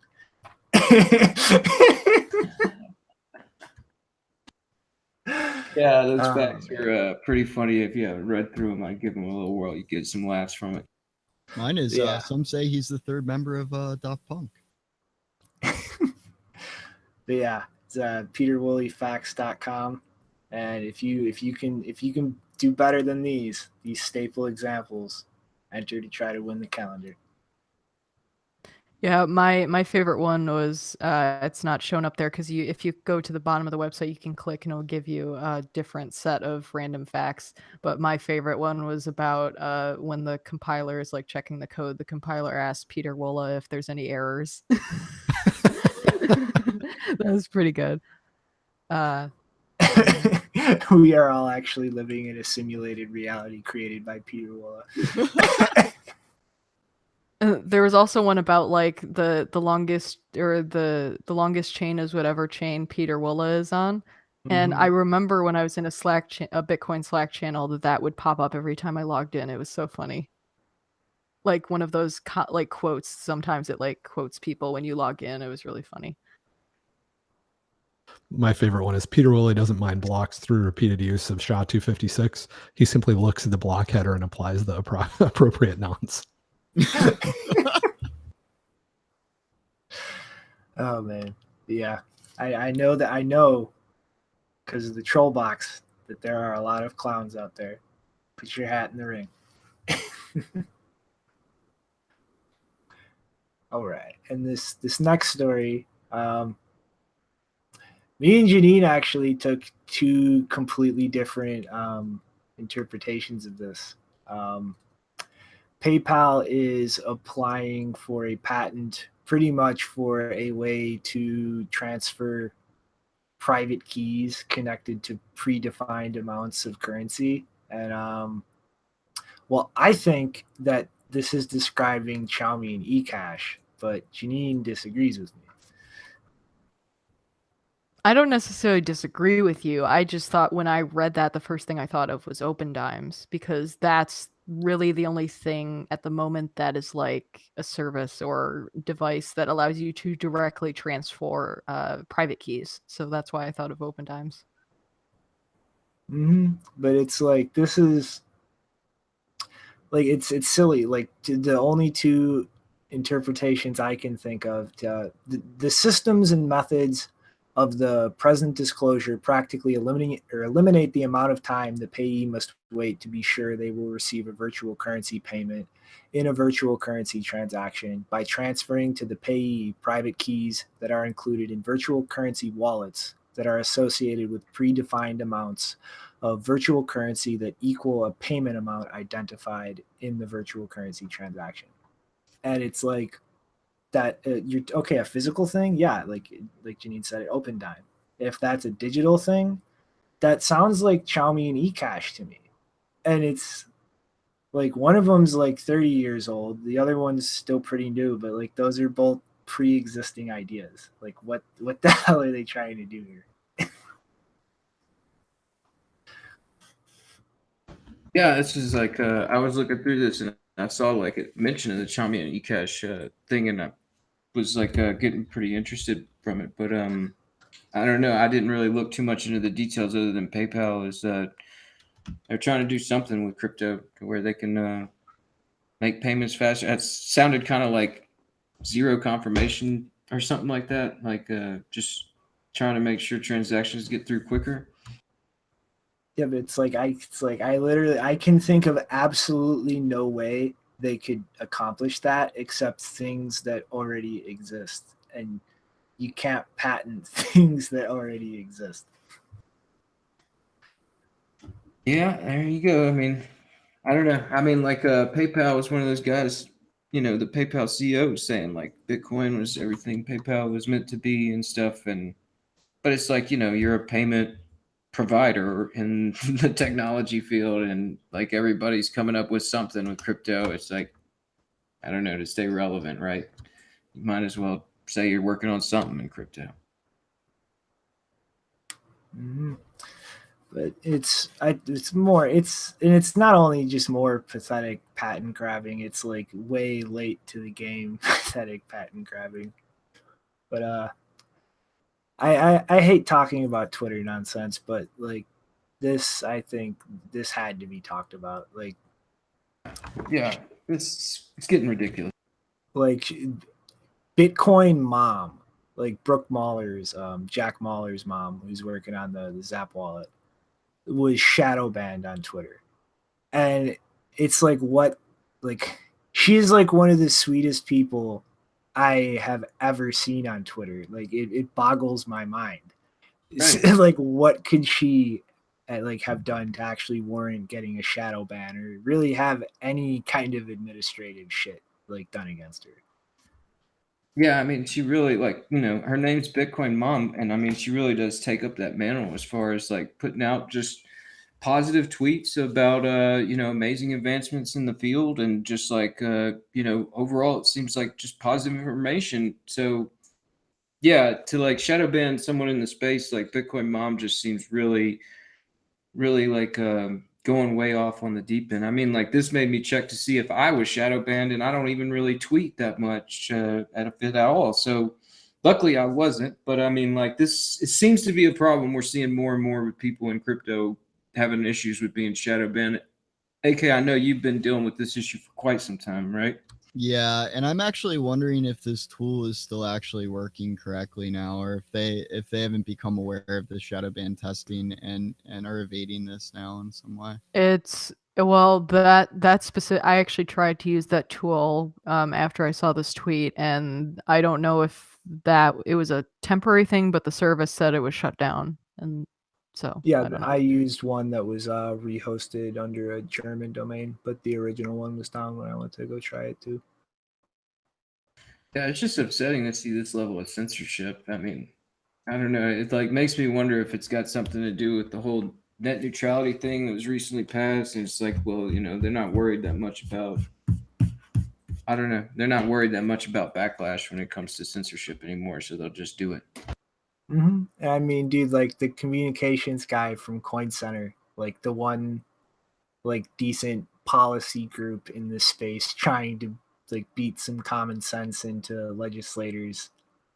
He like what? Yeah. Shinobi, his memes are just too controversial. They're memes. Everybody memes. Like, I mean, for God's sake, Twitter built in memes with the whole Giphy integration. Like, what? Yeah, the whole concept of them shadow banning somebody, right? Like, if somebody was spamming or they were violating a policy, you would tell them, hey, you're out, right? But because you can just create another account, they think, well, we'll just make it so that you're just like screaming into the darkness, right? Like, nobody can hear you, but you don't know they can't hear you. And that's really, really dark. The other thing is that I agree. They probably will fix that MI shadow banned website, right? Because I think it just checks something real simple, like, can you see any publicly available tweets? Like, if it has one, then you're not considered shadow banned. How hard would it be for the engineers to say, okay, well, when we shadow ban somebody, let's be slightly more subtle? Because the whole point is that you don't know that you're banned. You don't know that your speech is being hindered and just bounced back at you.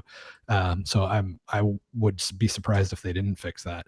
And even if they don't outright like ban you and just make you totally silent, what if they just I'm sure that they do this intentionally because they're trying to maximize engagement, right? But one way or another, they're shaping the narrative, right? They're shaping the conversation, and they definitely have the power and the incentive to change the direction of things, right? I mean, there could be a revolution. I know we've heard stories of this, but if somebody in the Middle East started talking about trying to make some changes in government, the really scary thing is that Twitter is totally is totally capable of making the difference between a corrupt dictator getting overthrown and not. I definitely believe that it's clear they have that power at this point, and that they seem pretty willing to use it. So pretty scary times. Mm-hmm.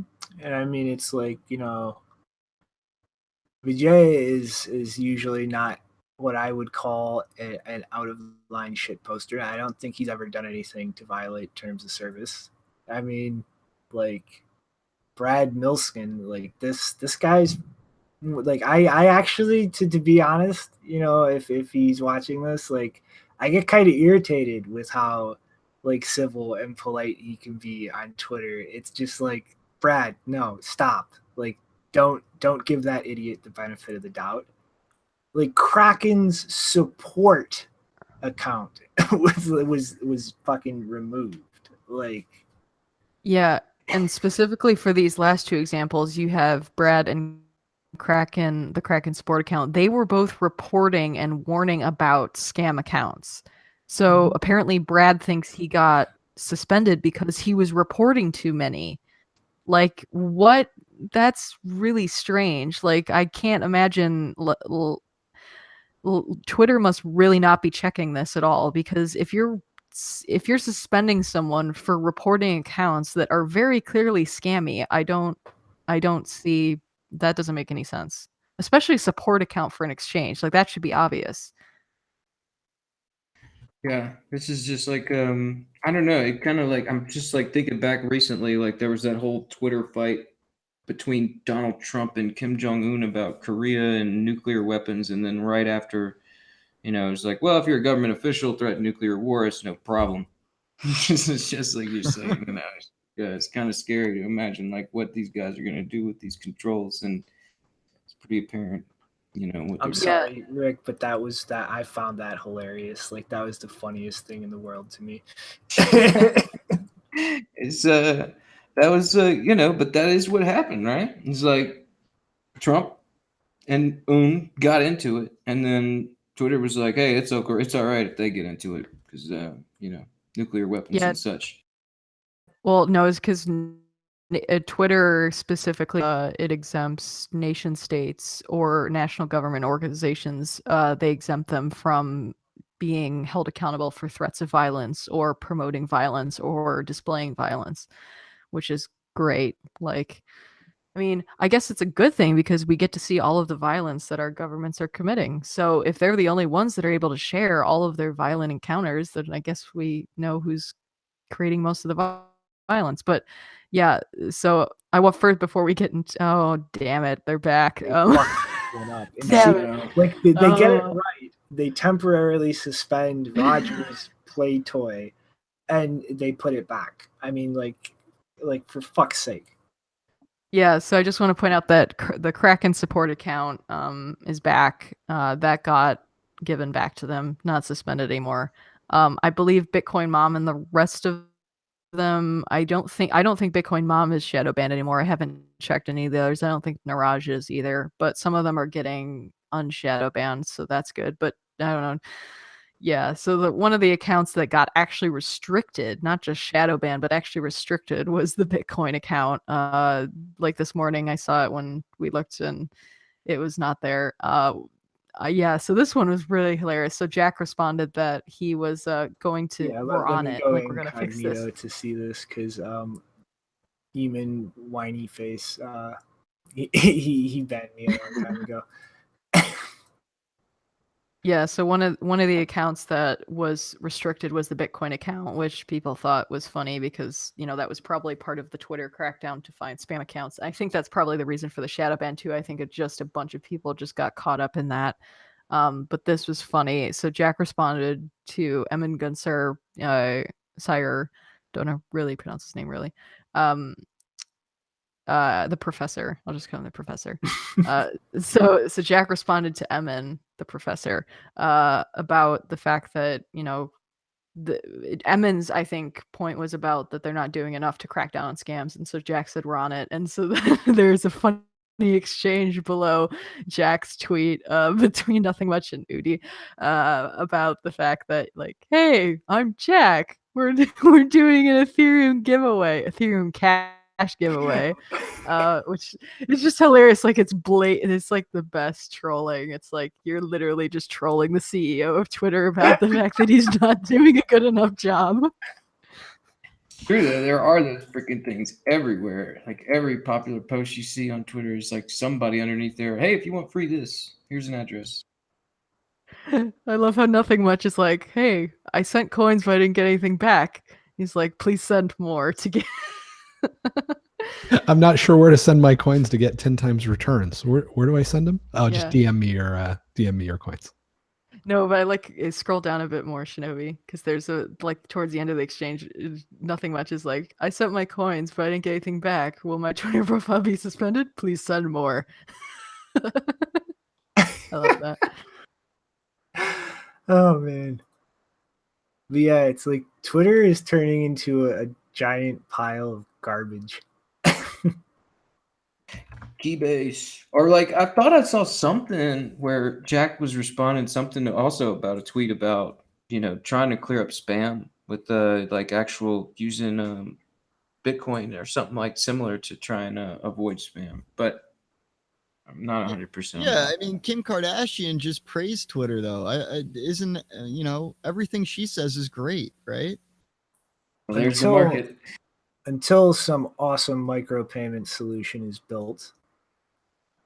Yeah, Keybase. I'm on it. I think Scam's on it. Everybody should get on it. It's a backup.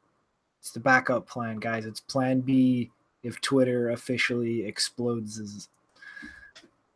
Yeah, so this is actually a great opportunity for me to ask this question. I've been wanting to ask for a while now if we should all switch over to Keybase chat instead of our normal conspiratorial location. I think we should move over to Keybase chat because we all kind of have accounts there, and I'd rather use something that was encrypted. Not that we're discussing anything super sensitive. Motion but approved. Always. That's a good idea. Yeah. Yay. Wait, Shinobi, I thought you were gonna stop being a fascist and like I'm sorry. handing I'm sorry. Okay. I gotta install that.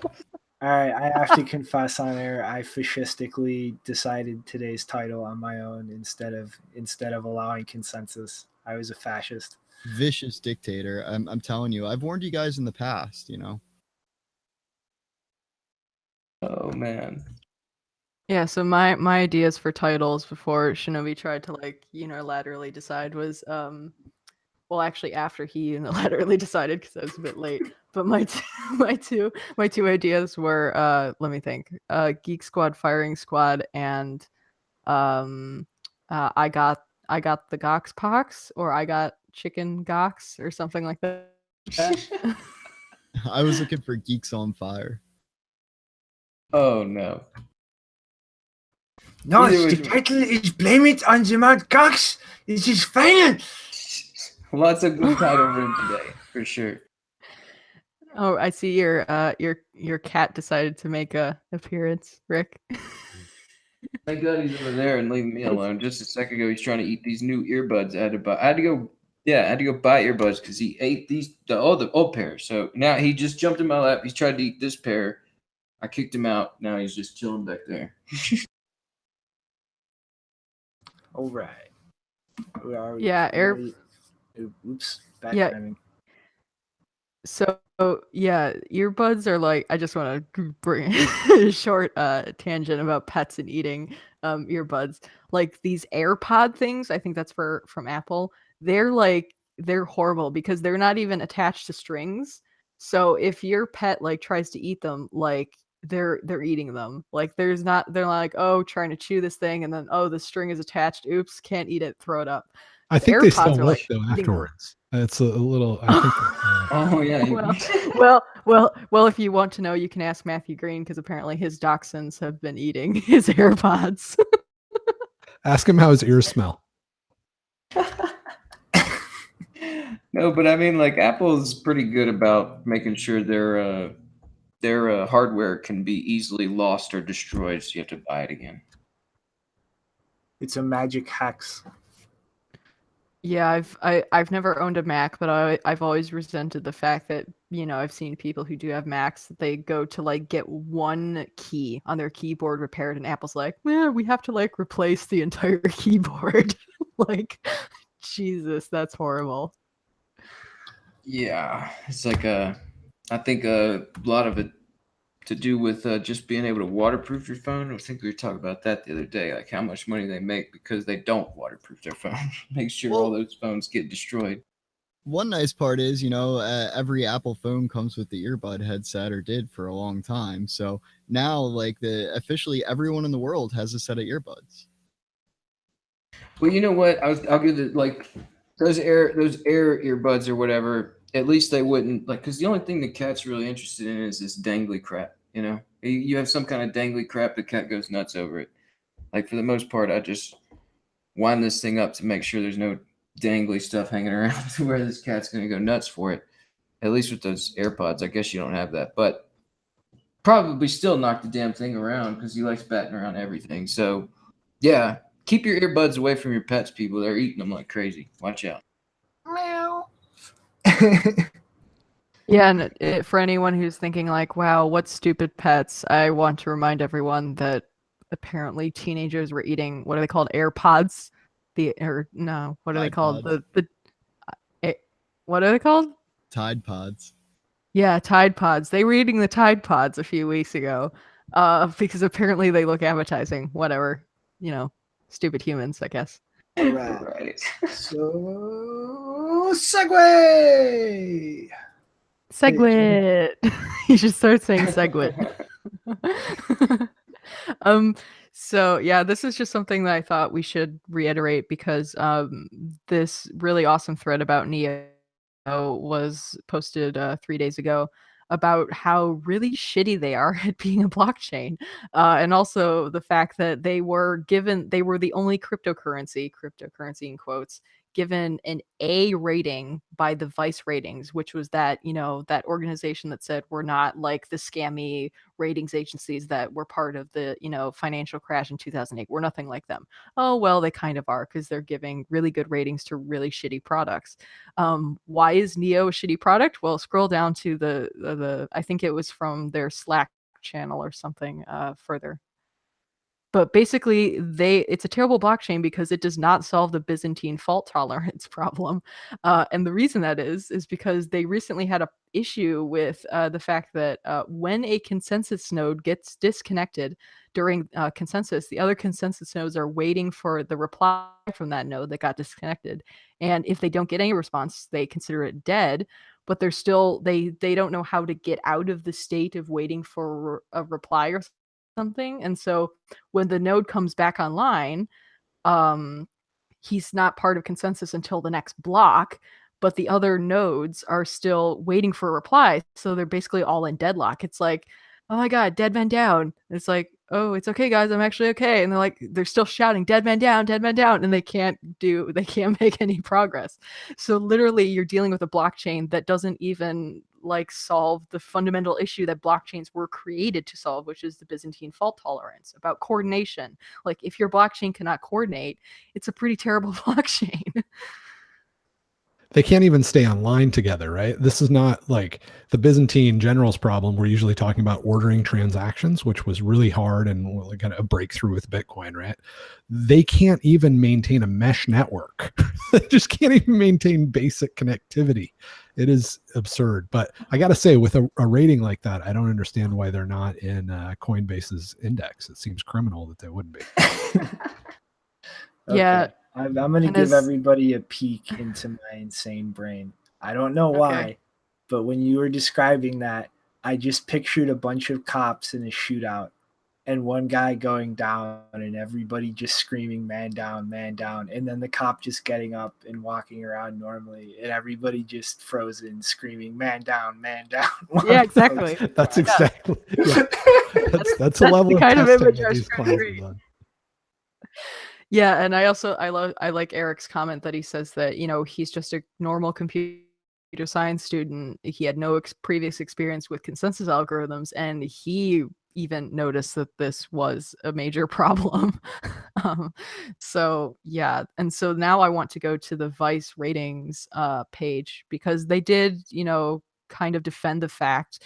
This was February. What's the date on it? Really quick, if you scroll up a little. February 26th. So this was guys, and this is, I think he's like one of the head. I don't know what his position is. I might list it at the top as well. But he's like the head guy at Weiss Ratings. I think he's like the CEO or something. And he was defending the fact that they gave Bitcoin a C+ and Neo an A. And like he says here, suddenly investors started moving big money. So basically, as a result of their ratings, a lot of people invested into Neo because it was given an A. So their ratings, which have no authority whatsoever, if you go to their advisor page on their website, it has people that I've never heard of, and they're supposedly blockchain experts or whatever, capable of telling investors what's good for investing in. And So this was literally 2 weeks ago where they were defending the fact that they gave Neo an A+, and Neo cannot even function as a blockchain. Like, so this is a case study, like, in the future, if they give ratings or if any other agency gives ratings, you have to be extremely careful. They do not, most of them do not know what they're talking about. And what ends up happening is you get a lot of investors buying these supposedly A+, AAA bonds. And Okay, it my turns out they're just brain shit. just exploded. They seriously say don't trust secondhand Weiss ratings? Like, isn't literally the entire purpose of rating systems like this so that you can have something to reference when you make secondhand statements? Like, I think they're so insane that they're suggesting that if somebody else gives you a copy of the Weiss ratings, they may have modified it or screwed it up in the process, which is beautifully ironic since they are like 100% wrong. So if that was to happen, you would have better data, right? Like they have absolutely picked all the crap and given it a thumbs up, and anything that's quality, which is Bitcoin, and given it a thumbs down. So if somehow somebody got a hold of it and modified it, like a little kid just chopped it up and then stuck it back together, it would be a higher quality indication of what you should buy. Yeah, because apparently people doctoring their ratings, it's like indistinguishable from their actual ratings. It can actually be used to trick people. Well, it would be better. Yeah. It couldn't be worse. Like if it was random, it would be better than this like perfect garbage.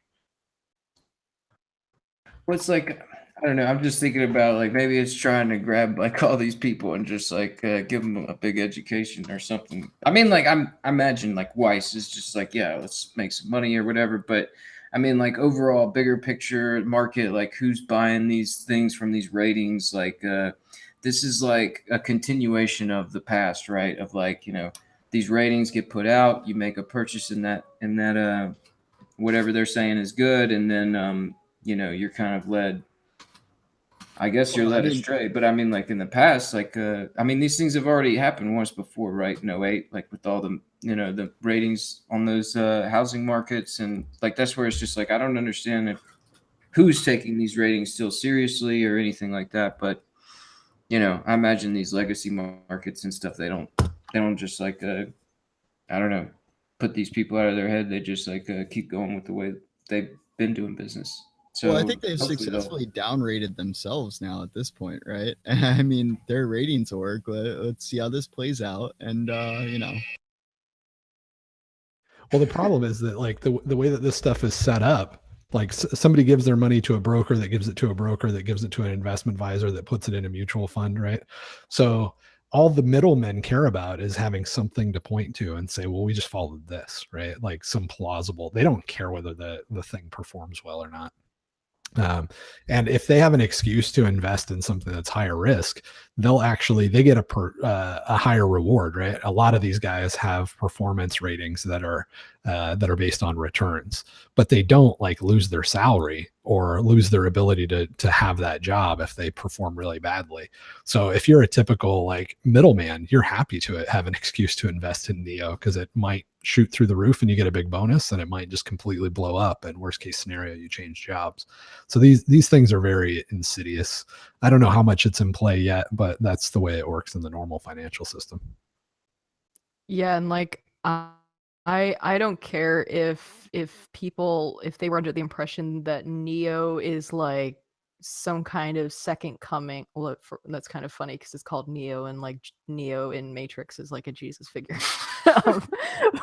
But I don't care if you think that Neo is like the best thing since sliced bread, but there is no conceivable realistic universe where Neo would get a higher grade than Bitcoin. It hasn't even been around for, I think, a year. How long has it even been around? Bitcoin has been around the longest.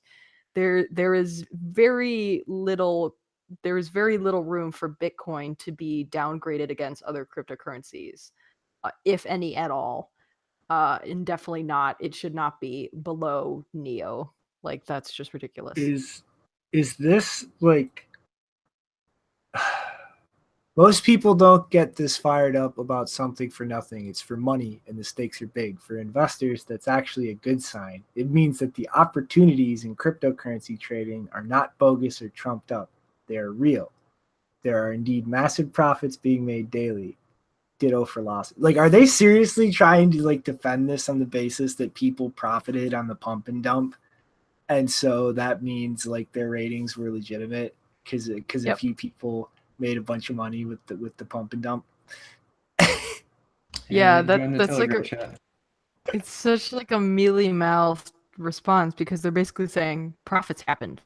Losses happened. That means this like that's not a good justification. And if that's your justification for why people should invest in things, I really don't trust you. I also like how he opens up the whole article. He opens it up with, so it turns out that when we give good things a really terrible rating, people are really mad about it. But it turns out also that when we give bad things a really good rating, people are really upset too. Yeah. Unbelievable. Absolutely Surprise. unbelievable. We're like equal opportunity So or they're just something. trying to Let, make let- people let me happy. read that because it's so absurd. Where does it open up with? It's like the very first two sentences. They're just so stupid. It never ceases to amaze me just how passionate some crypto enthusiasts can get. I kind of expect it when we give a disappointing grade to a coin they love. Well, it's not that we love it. It's that it's good, stupid, right? C plus. But it seems the fury can be equally intense when we give a good rating or a good rating to a coin they hate. Again, it's not that we hate it. It's that it's an absurd piece of garbage and you gave it a good rating. If this is shocking you, maybe the ratings business is not your niche. Well, it's like they're in the business of picking winners and losers. Is that it? Like, it's like, oh man, they get mad because we picked their coin as a loser or something. And they're trying to move that over to this market, which is just not the case. Because like we're saying, there's actual technicals behind these things. I mean, it's like, sorry, we all just jumped in and dissected that, Janine. If you want to slide along to the next part from their FAQ, but like that was just too many stupids in one thing. Yep. No, that was okay. I think the reason I included the FAQ was because I love the fact that the first question in their FAQ is why did Bitcoin not get an A? Because that's there because people have been like really going after them, saying like asking them that question, and they haven't provided a good answer. But I just wanted to include this in like the show notes because they do say like in this FAQ page that we are not like the Wall Street people that we're putting bad mortgage bonds together and we're not getting paid off by the people that we're rating. It's like, really? Like, what would it take someone to like put their what would it take someone in this space to put their reputation on the line giving that much credit to a coin that hasn't, like, barely anyone knows what it is and it fails at being a blockchain? How much would you have to pay that person to stake their reputation on something like this? Like, they are either borderline insane or they are getting paid by someone, and clearly they don't seem to have enough expertise in the first place in how you actually give sound investment advice. Like, I know I would be able to give better investment advice than these people, and, Oh my God. and that's one of the reasons. Or they're showing And I their don't do that. positions. Dude, it's even got why they're doing crypto ratings at the in there too. In the last part, to help them being investors cut through the hype and identify the few truly solid cryptocurrencies. They're targeting crazies, people that just don't understand. Like, it's like I just got out of this long conversation with an old boss of mine about how much we're in trouble because people don't do their own research about everything that we're getting told. And it's just like, yeah, it's just ridiculous. I mean, like you're saying, Janine, I'm sure there's some sort of payment lined up to, like, why would you pick Neo? I mean, Neo is notorious for being a big pumpy coin where a lot of Telegram people pop out of the woodwork and say Neo's the next Ethereum and da-da-da and something about it. Yeah. I'm surprised. We'll probably see something about Nano next or something. I mean, like these coins, it's like you can pretty much pick which ones have the biggest Telegram pump groups, and Neo is certainly up there. I literally just got lightheaded laughing about this question. Yeah, if you scroll down to the second one, it says Weiss cryptocurrency ratings are designed for all stakeholders in the cryptocurrency market, beginning with individual investors who crave unbiased guidance free of any conflicts of interest. They want to know which cryptocurrencies can provide the richest rewards with the lowest risk and the most sustainable technology. If I was rating a technology based on how sustainable it was, I would probably look at how long it's been around. How long has Neo been around, guys? How long has it actually functioned as a blockchain? Not very long. In fact, it's barely functioning now, so maybe it's not even a blockchain at the moment. Oh my god. All right, well, I'm afraid that we're gonna overload at least my brain with funny. Wait. Before you leave, I want to also point out the bottom. I think it's really no. Go back up to This that one? same one. It's at the bottom of okay. it. Where'd it go? Oh geez. Go back up. Oh, that's actually no. Stay where you are. Stay. Sorry. Bullseye. You move. Go back. Yeah. So it says at the very bottom of that question, it says the Weiss rating cryptocurrency ratings can also be a vital selection tool for consumers holding cryptocurrencies to buy goods and services, for merchants accepting payment. And how many merchants do you guys know that are accepting Neo for their goods and services? I have not heard of a single one. Oh my god. Yeah. So yeah, if you really want to buy some like stuff, definitely get Neo, and then you'll find out that no one wants it. Rude awakening. Okay, and dang it, surprise news. Surprise news. Bam! Jameson Lopp. Quoting CashApp. We are one step away from enabling users to get paid in BTC by non-Bitcoiners with an auto-convert received USD to Bitcoin option. Boom! Man, Awesome. Good catch, Jack. Thanks. yeah, man, they're moving forward, aren't they? Yeah, next step is allowing people to sell BTC. They're gonna eat Coinbase's lunch. Yeah, I thought they were already allowing to sell BTC. Like, They are, but it's still in a test phase, I believe. Okay. Yeah, I mean, like, for certain, man, it looks like they've got all the infrastructure that they're building up to where whenever they do decide to open it all up, it's going to be incredible. Mm-hmm. All right, and the funny that I was planning on cutting right to, which is why I was worried about my brain overloading. Hey, guess what, guys? Bitcoin Classic blocks have been bigger than Bcash blocks lately. Like, This is just the best. What? Clashy in here. I mean, like this is brilliant. It's like twice or like more the size on average. I mean, like, come on. It's Bcash's snake skin that it shed is fuller blocks. Yeah, Classic Network's active. I mean, look at all these transactions. It's wild. The original true. All right. Yeah, the blocks are not only bigger, but it appears that they have more transactions per block on average. That's just, and this is considering that, like, you know, like Roger and all those people, they have a high incentive to like just generate transactions that don't actually have any economic value, just generate transactions to make it look like the network is active and people are adopting it. Like, no one really has that motivation in BClashic. It's just kind of a troll chain and it still has more transactions on it. There's no, I don't like, as far as I know, there's no Roger Ver of Bitcoin Classic. I mean, maybe there's a hidden Sean Connery out there, but there's no one like with a significant amount of wealth or influence that's really pushing it. So the fact that it's just, It's one of those ones that's got the meme power, right? It's classic. It's like yeah, it's got the meme power going to it, where it's just yeah, it's like if you want to stand up against BP Cash, start mining some classic.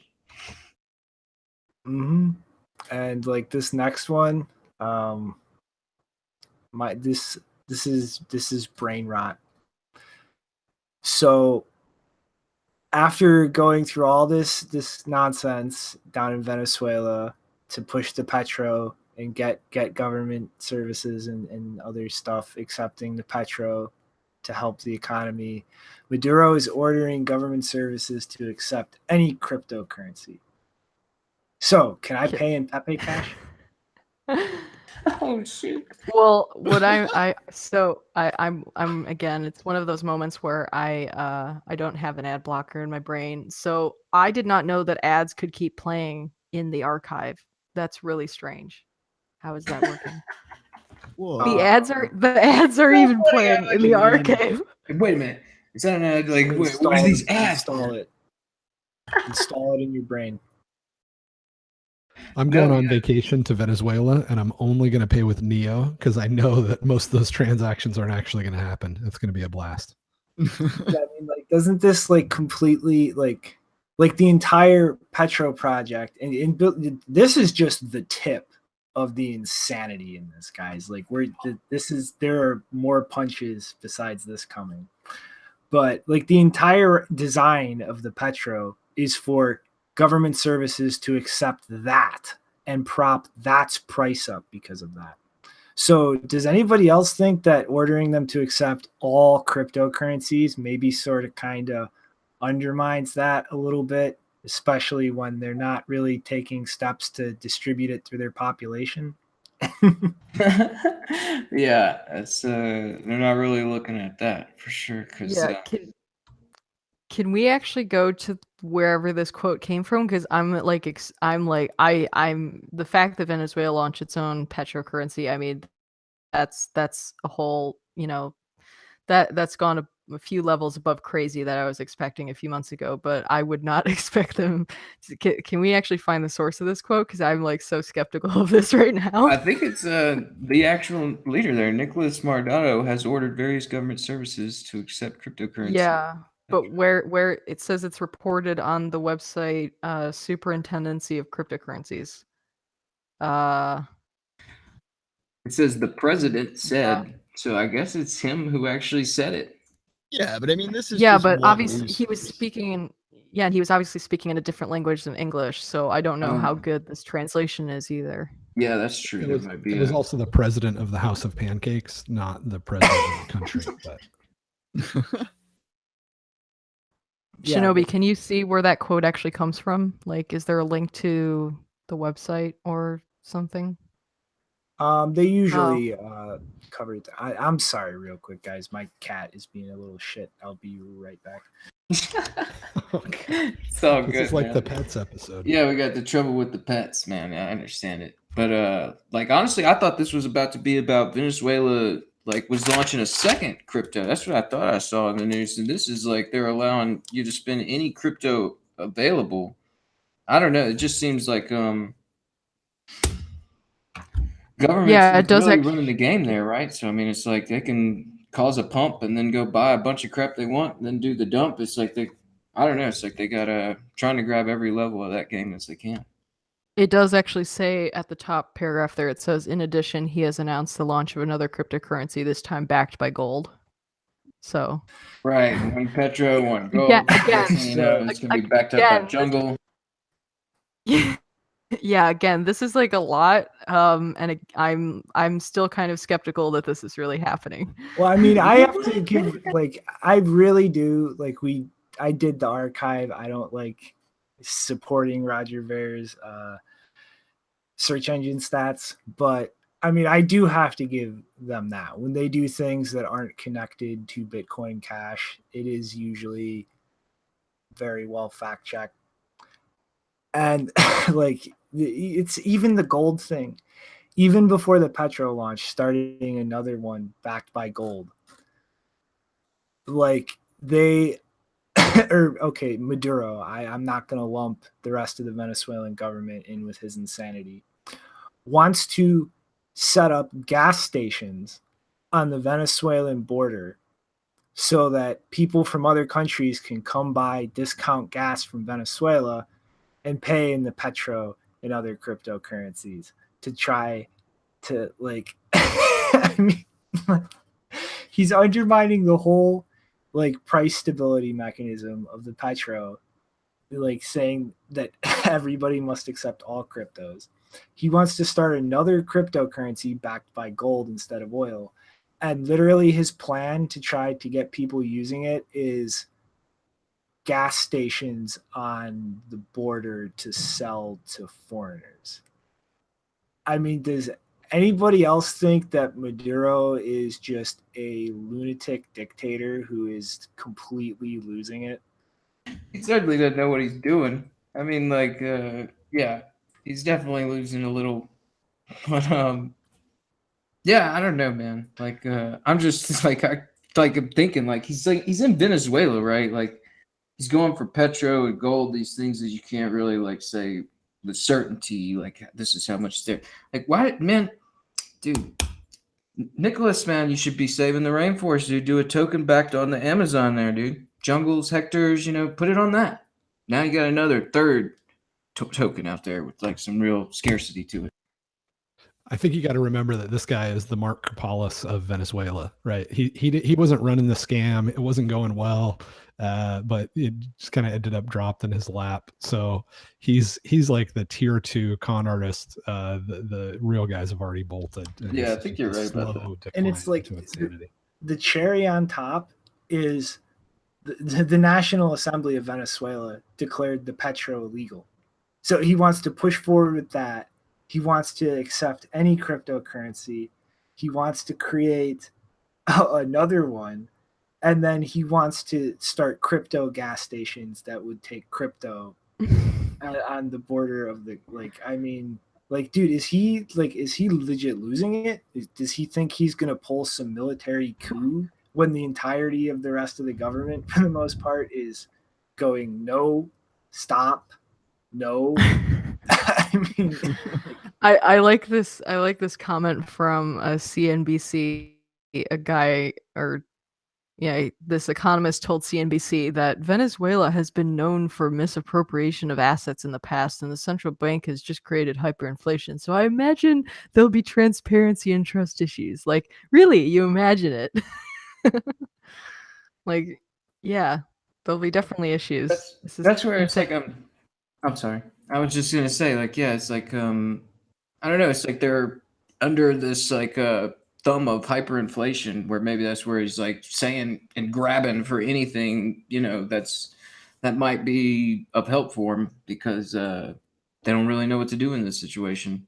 But he's certainly not taking the right steps as far as like a sound economy or anything like that. But like we're saying, he's kind of like the second rate guy. It's like Che Guevara. What was the dude's name? Hugo Chavez, and now we got this Nicholas guy. So yeah, he's number 2 guy, and he's trying to just pull at everything he can to try and, because I guess he jumped in this situation. He started under Hugo Chavez. But it's like, how does he think he is going to do this when the rest of the government is going, no, this is illegal, and he has an election in a month? I mean, like, I think he knows he's going to win that election or something. Yeah, I mean, he doesn't only have an election, but he's currently in the minority in parliament. He's in the minority party, so he's not in a very good position. Exit scam? Maybe. But I mean, it's just like this. It's like, this is insanity. Like, this is beyond strange. And like,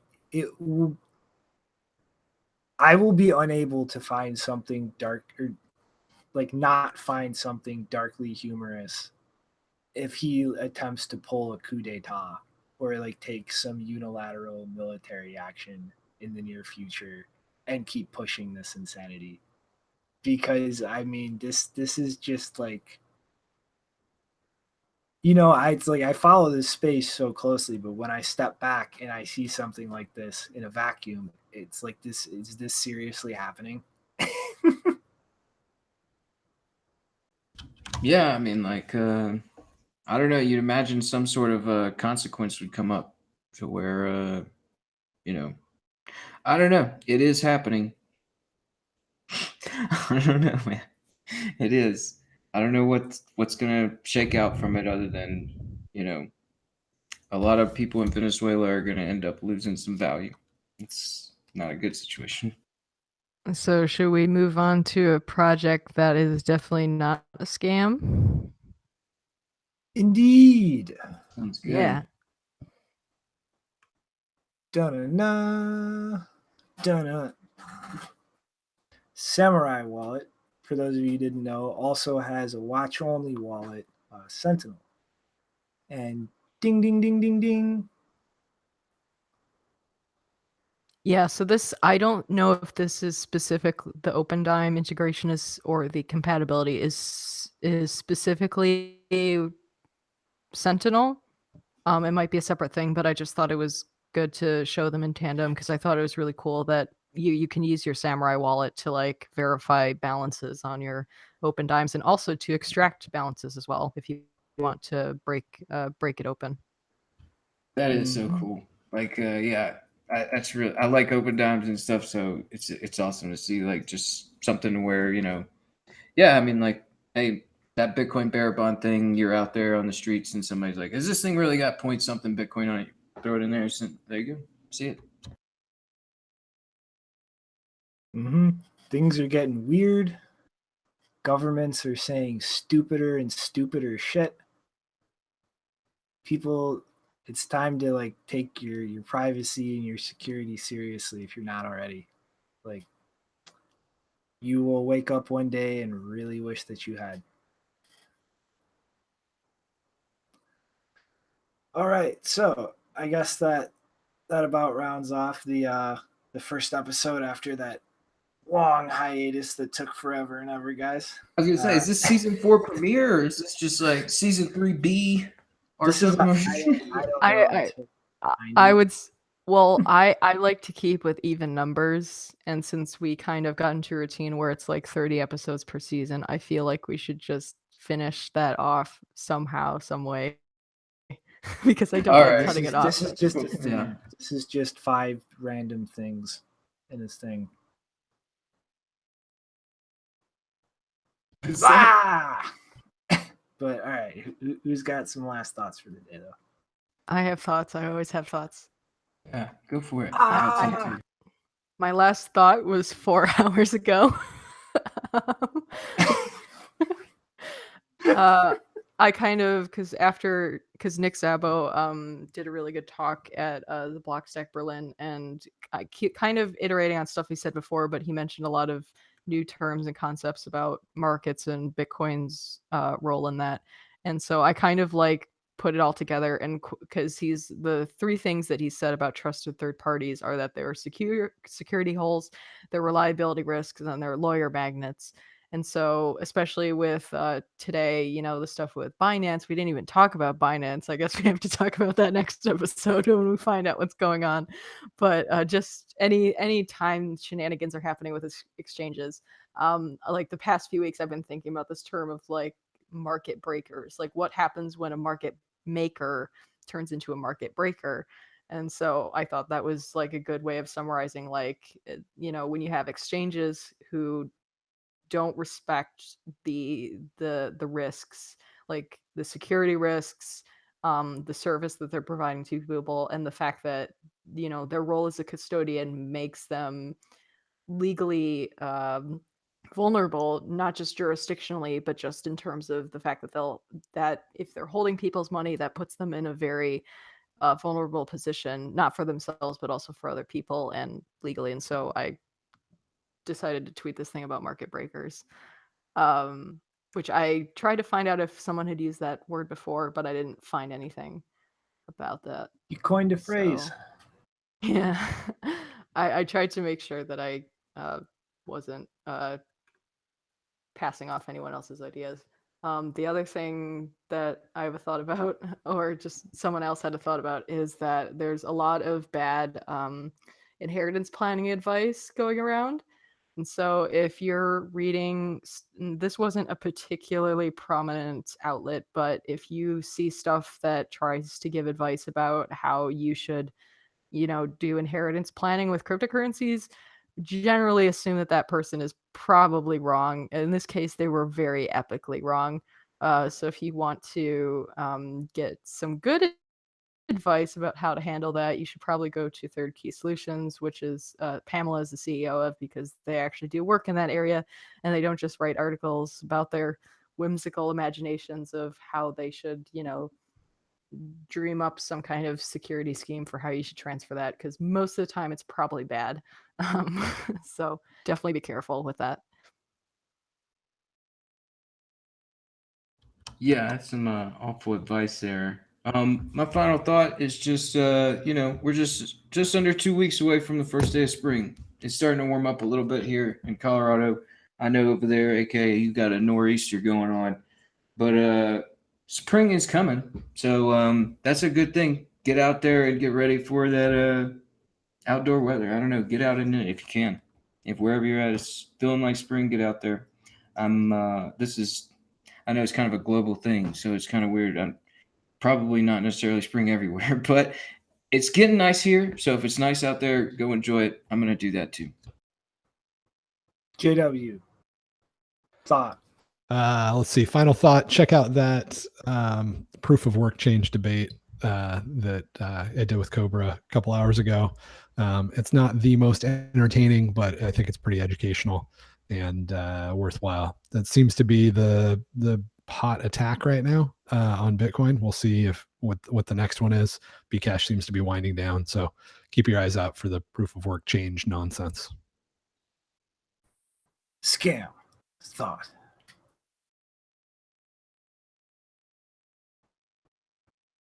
Okay. No Classic. Wow. No, sorry. My phone was going off. Man, the blocks, man. Look at the transaction. Ridiculous. I don't even know what to say. Bcashers? LOL. All right. And my last The blocks, two thoughts man. The blocks in these blockchains are use Samurai Wallet. It's probably one of the best wallets out there. I totally did not get paid to say that. Ignore any stickers that you won't see in the future. And if AsicBoost has been confusing you at all during today's arguing, check out the ZK snacks we did. It's like 12 minutes, breaks the entire thing down. And I guess until next time, toodaloo, everybody. Later, everyone. Peace.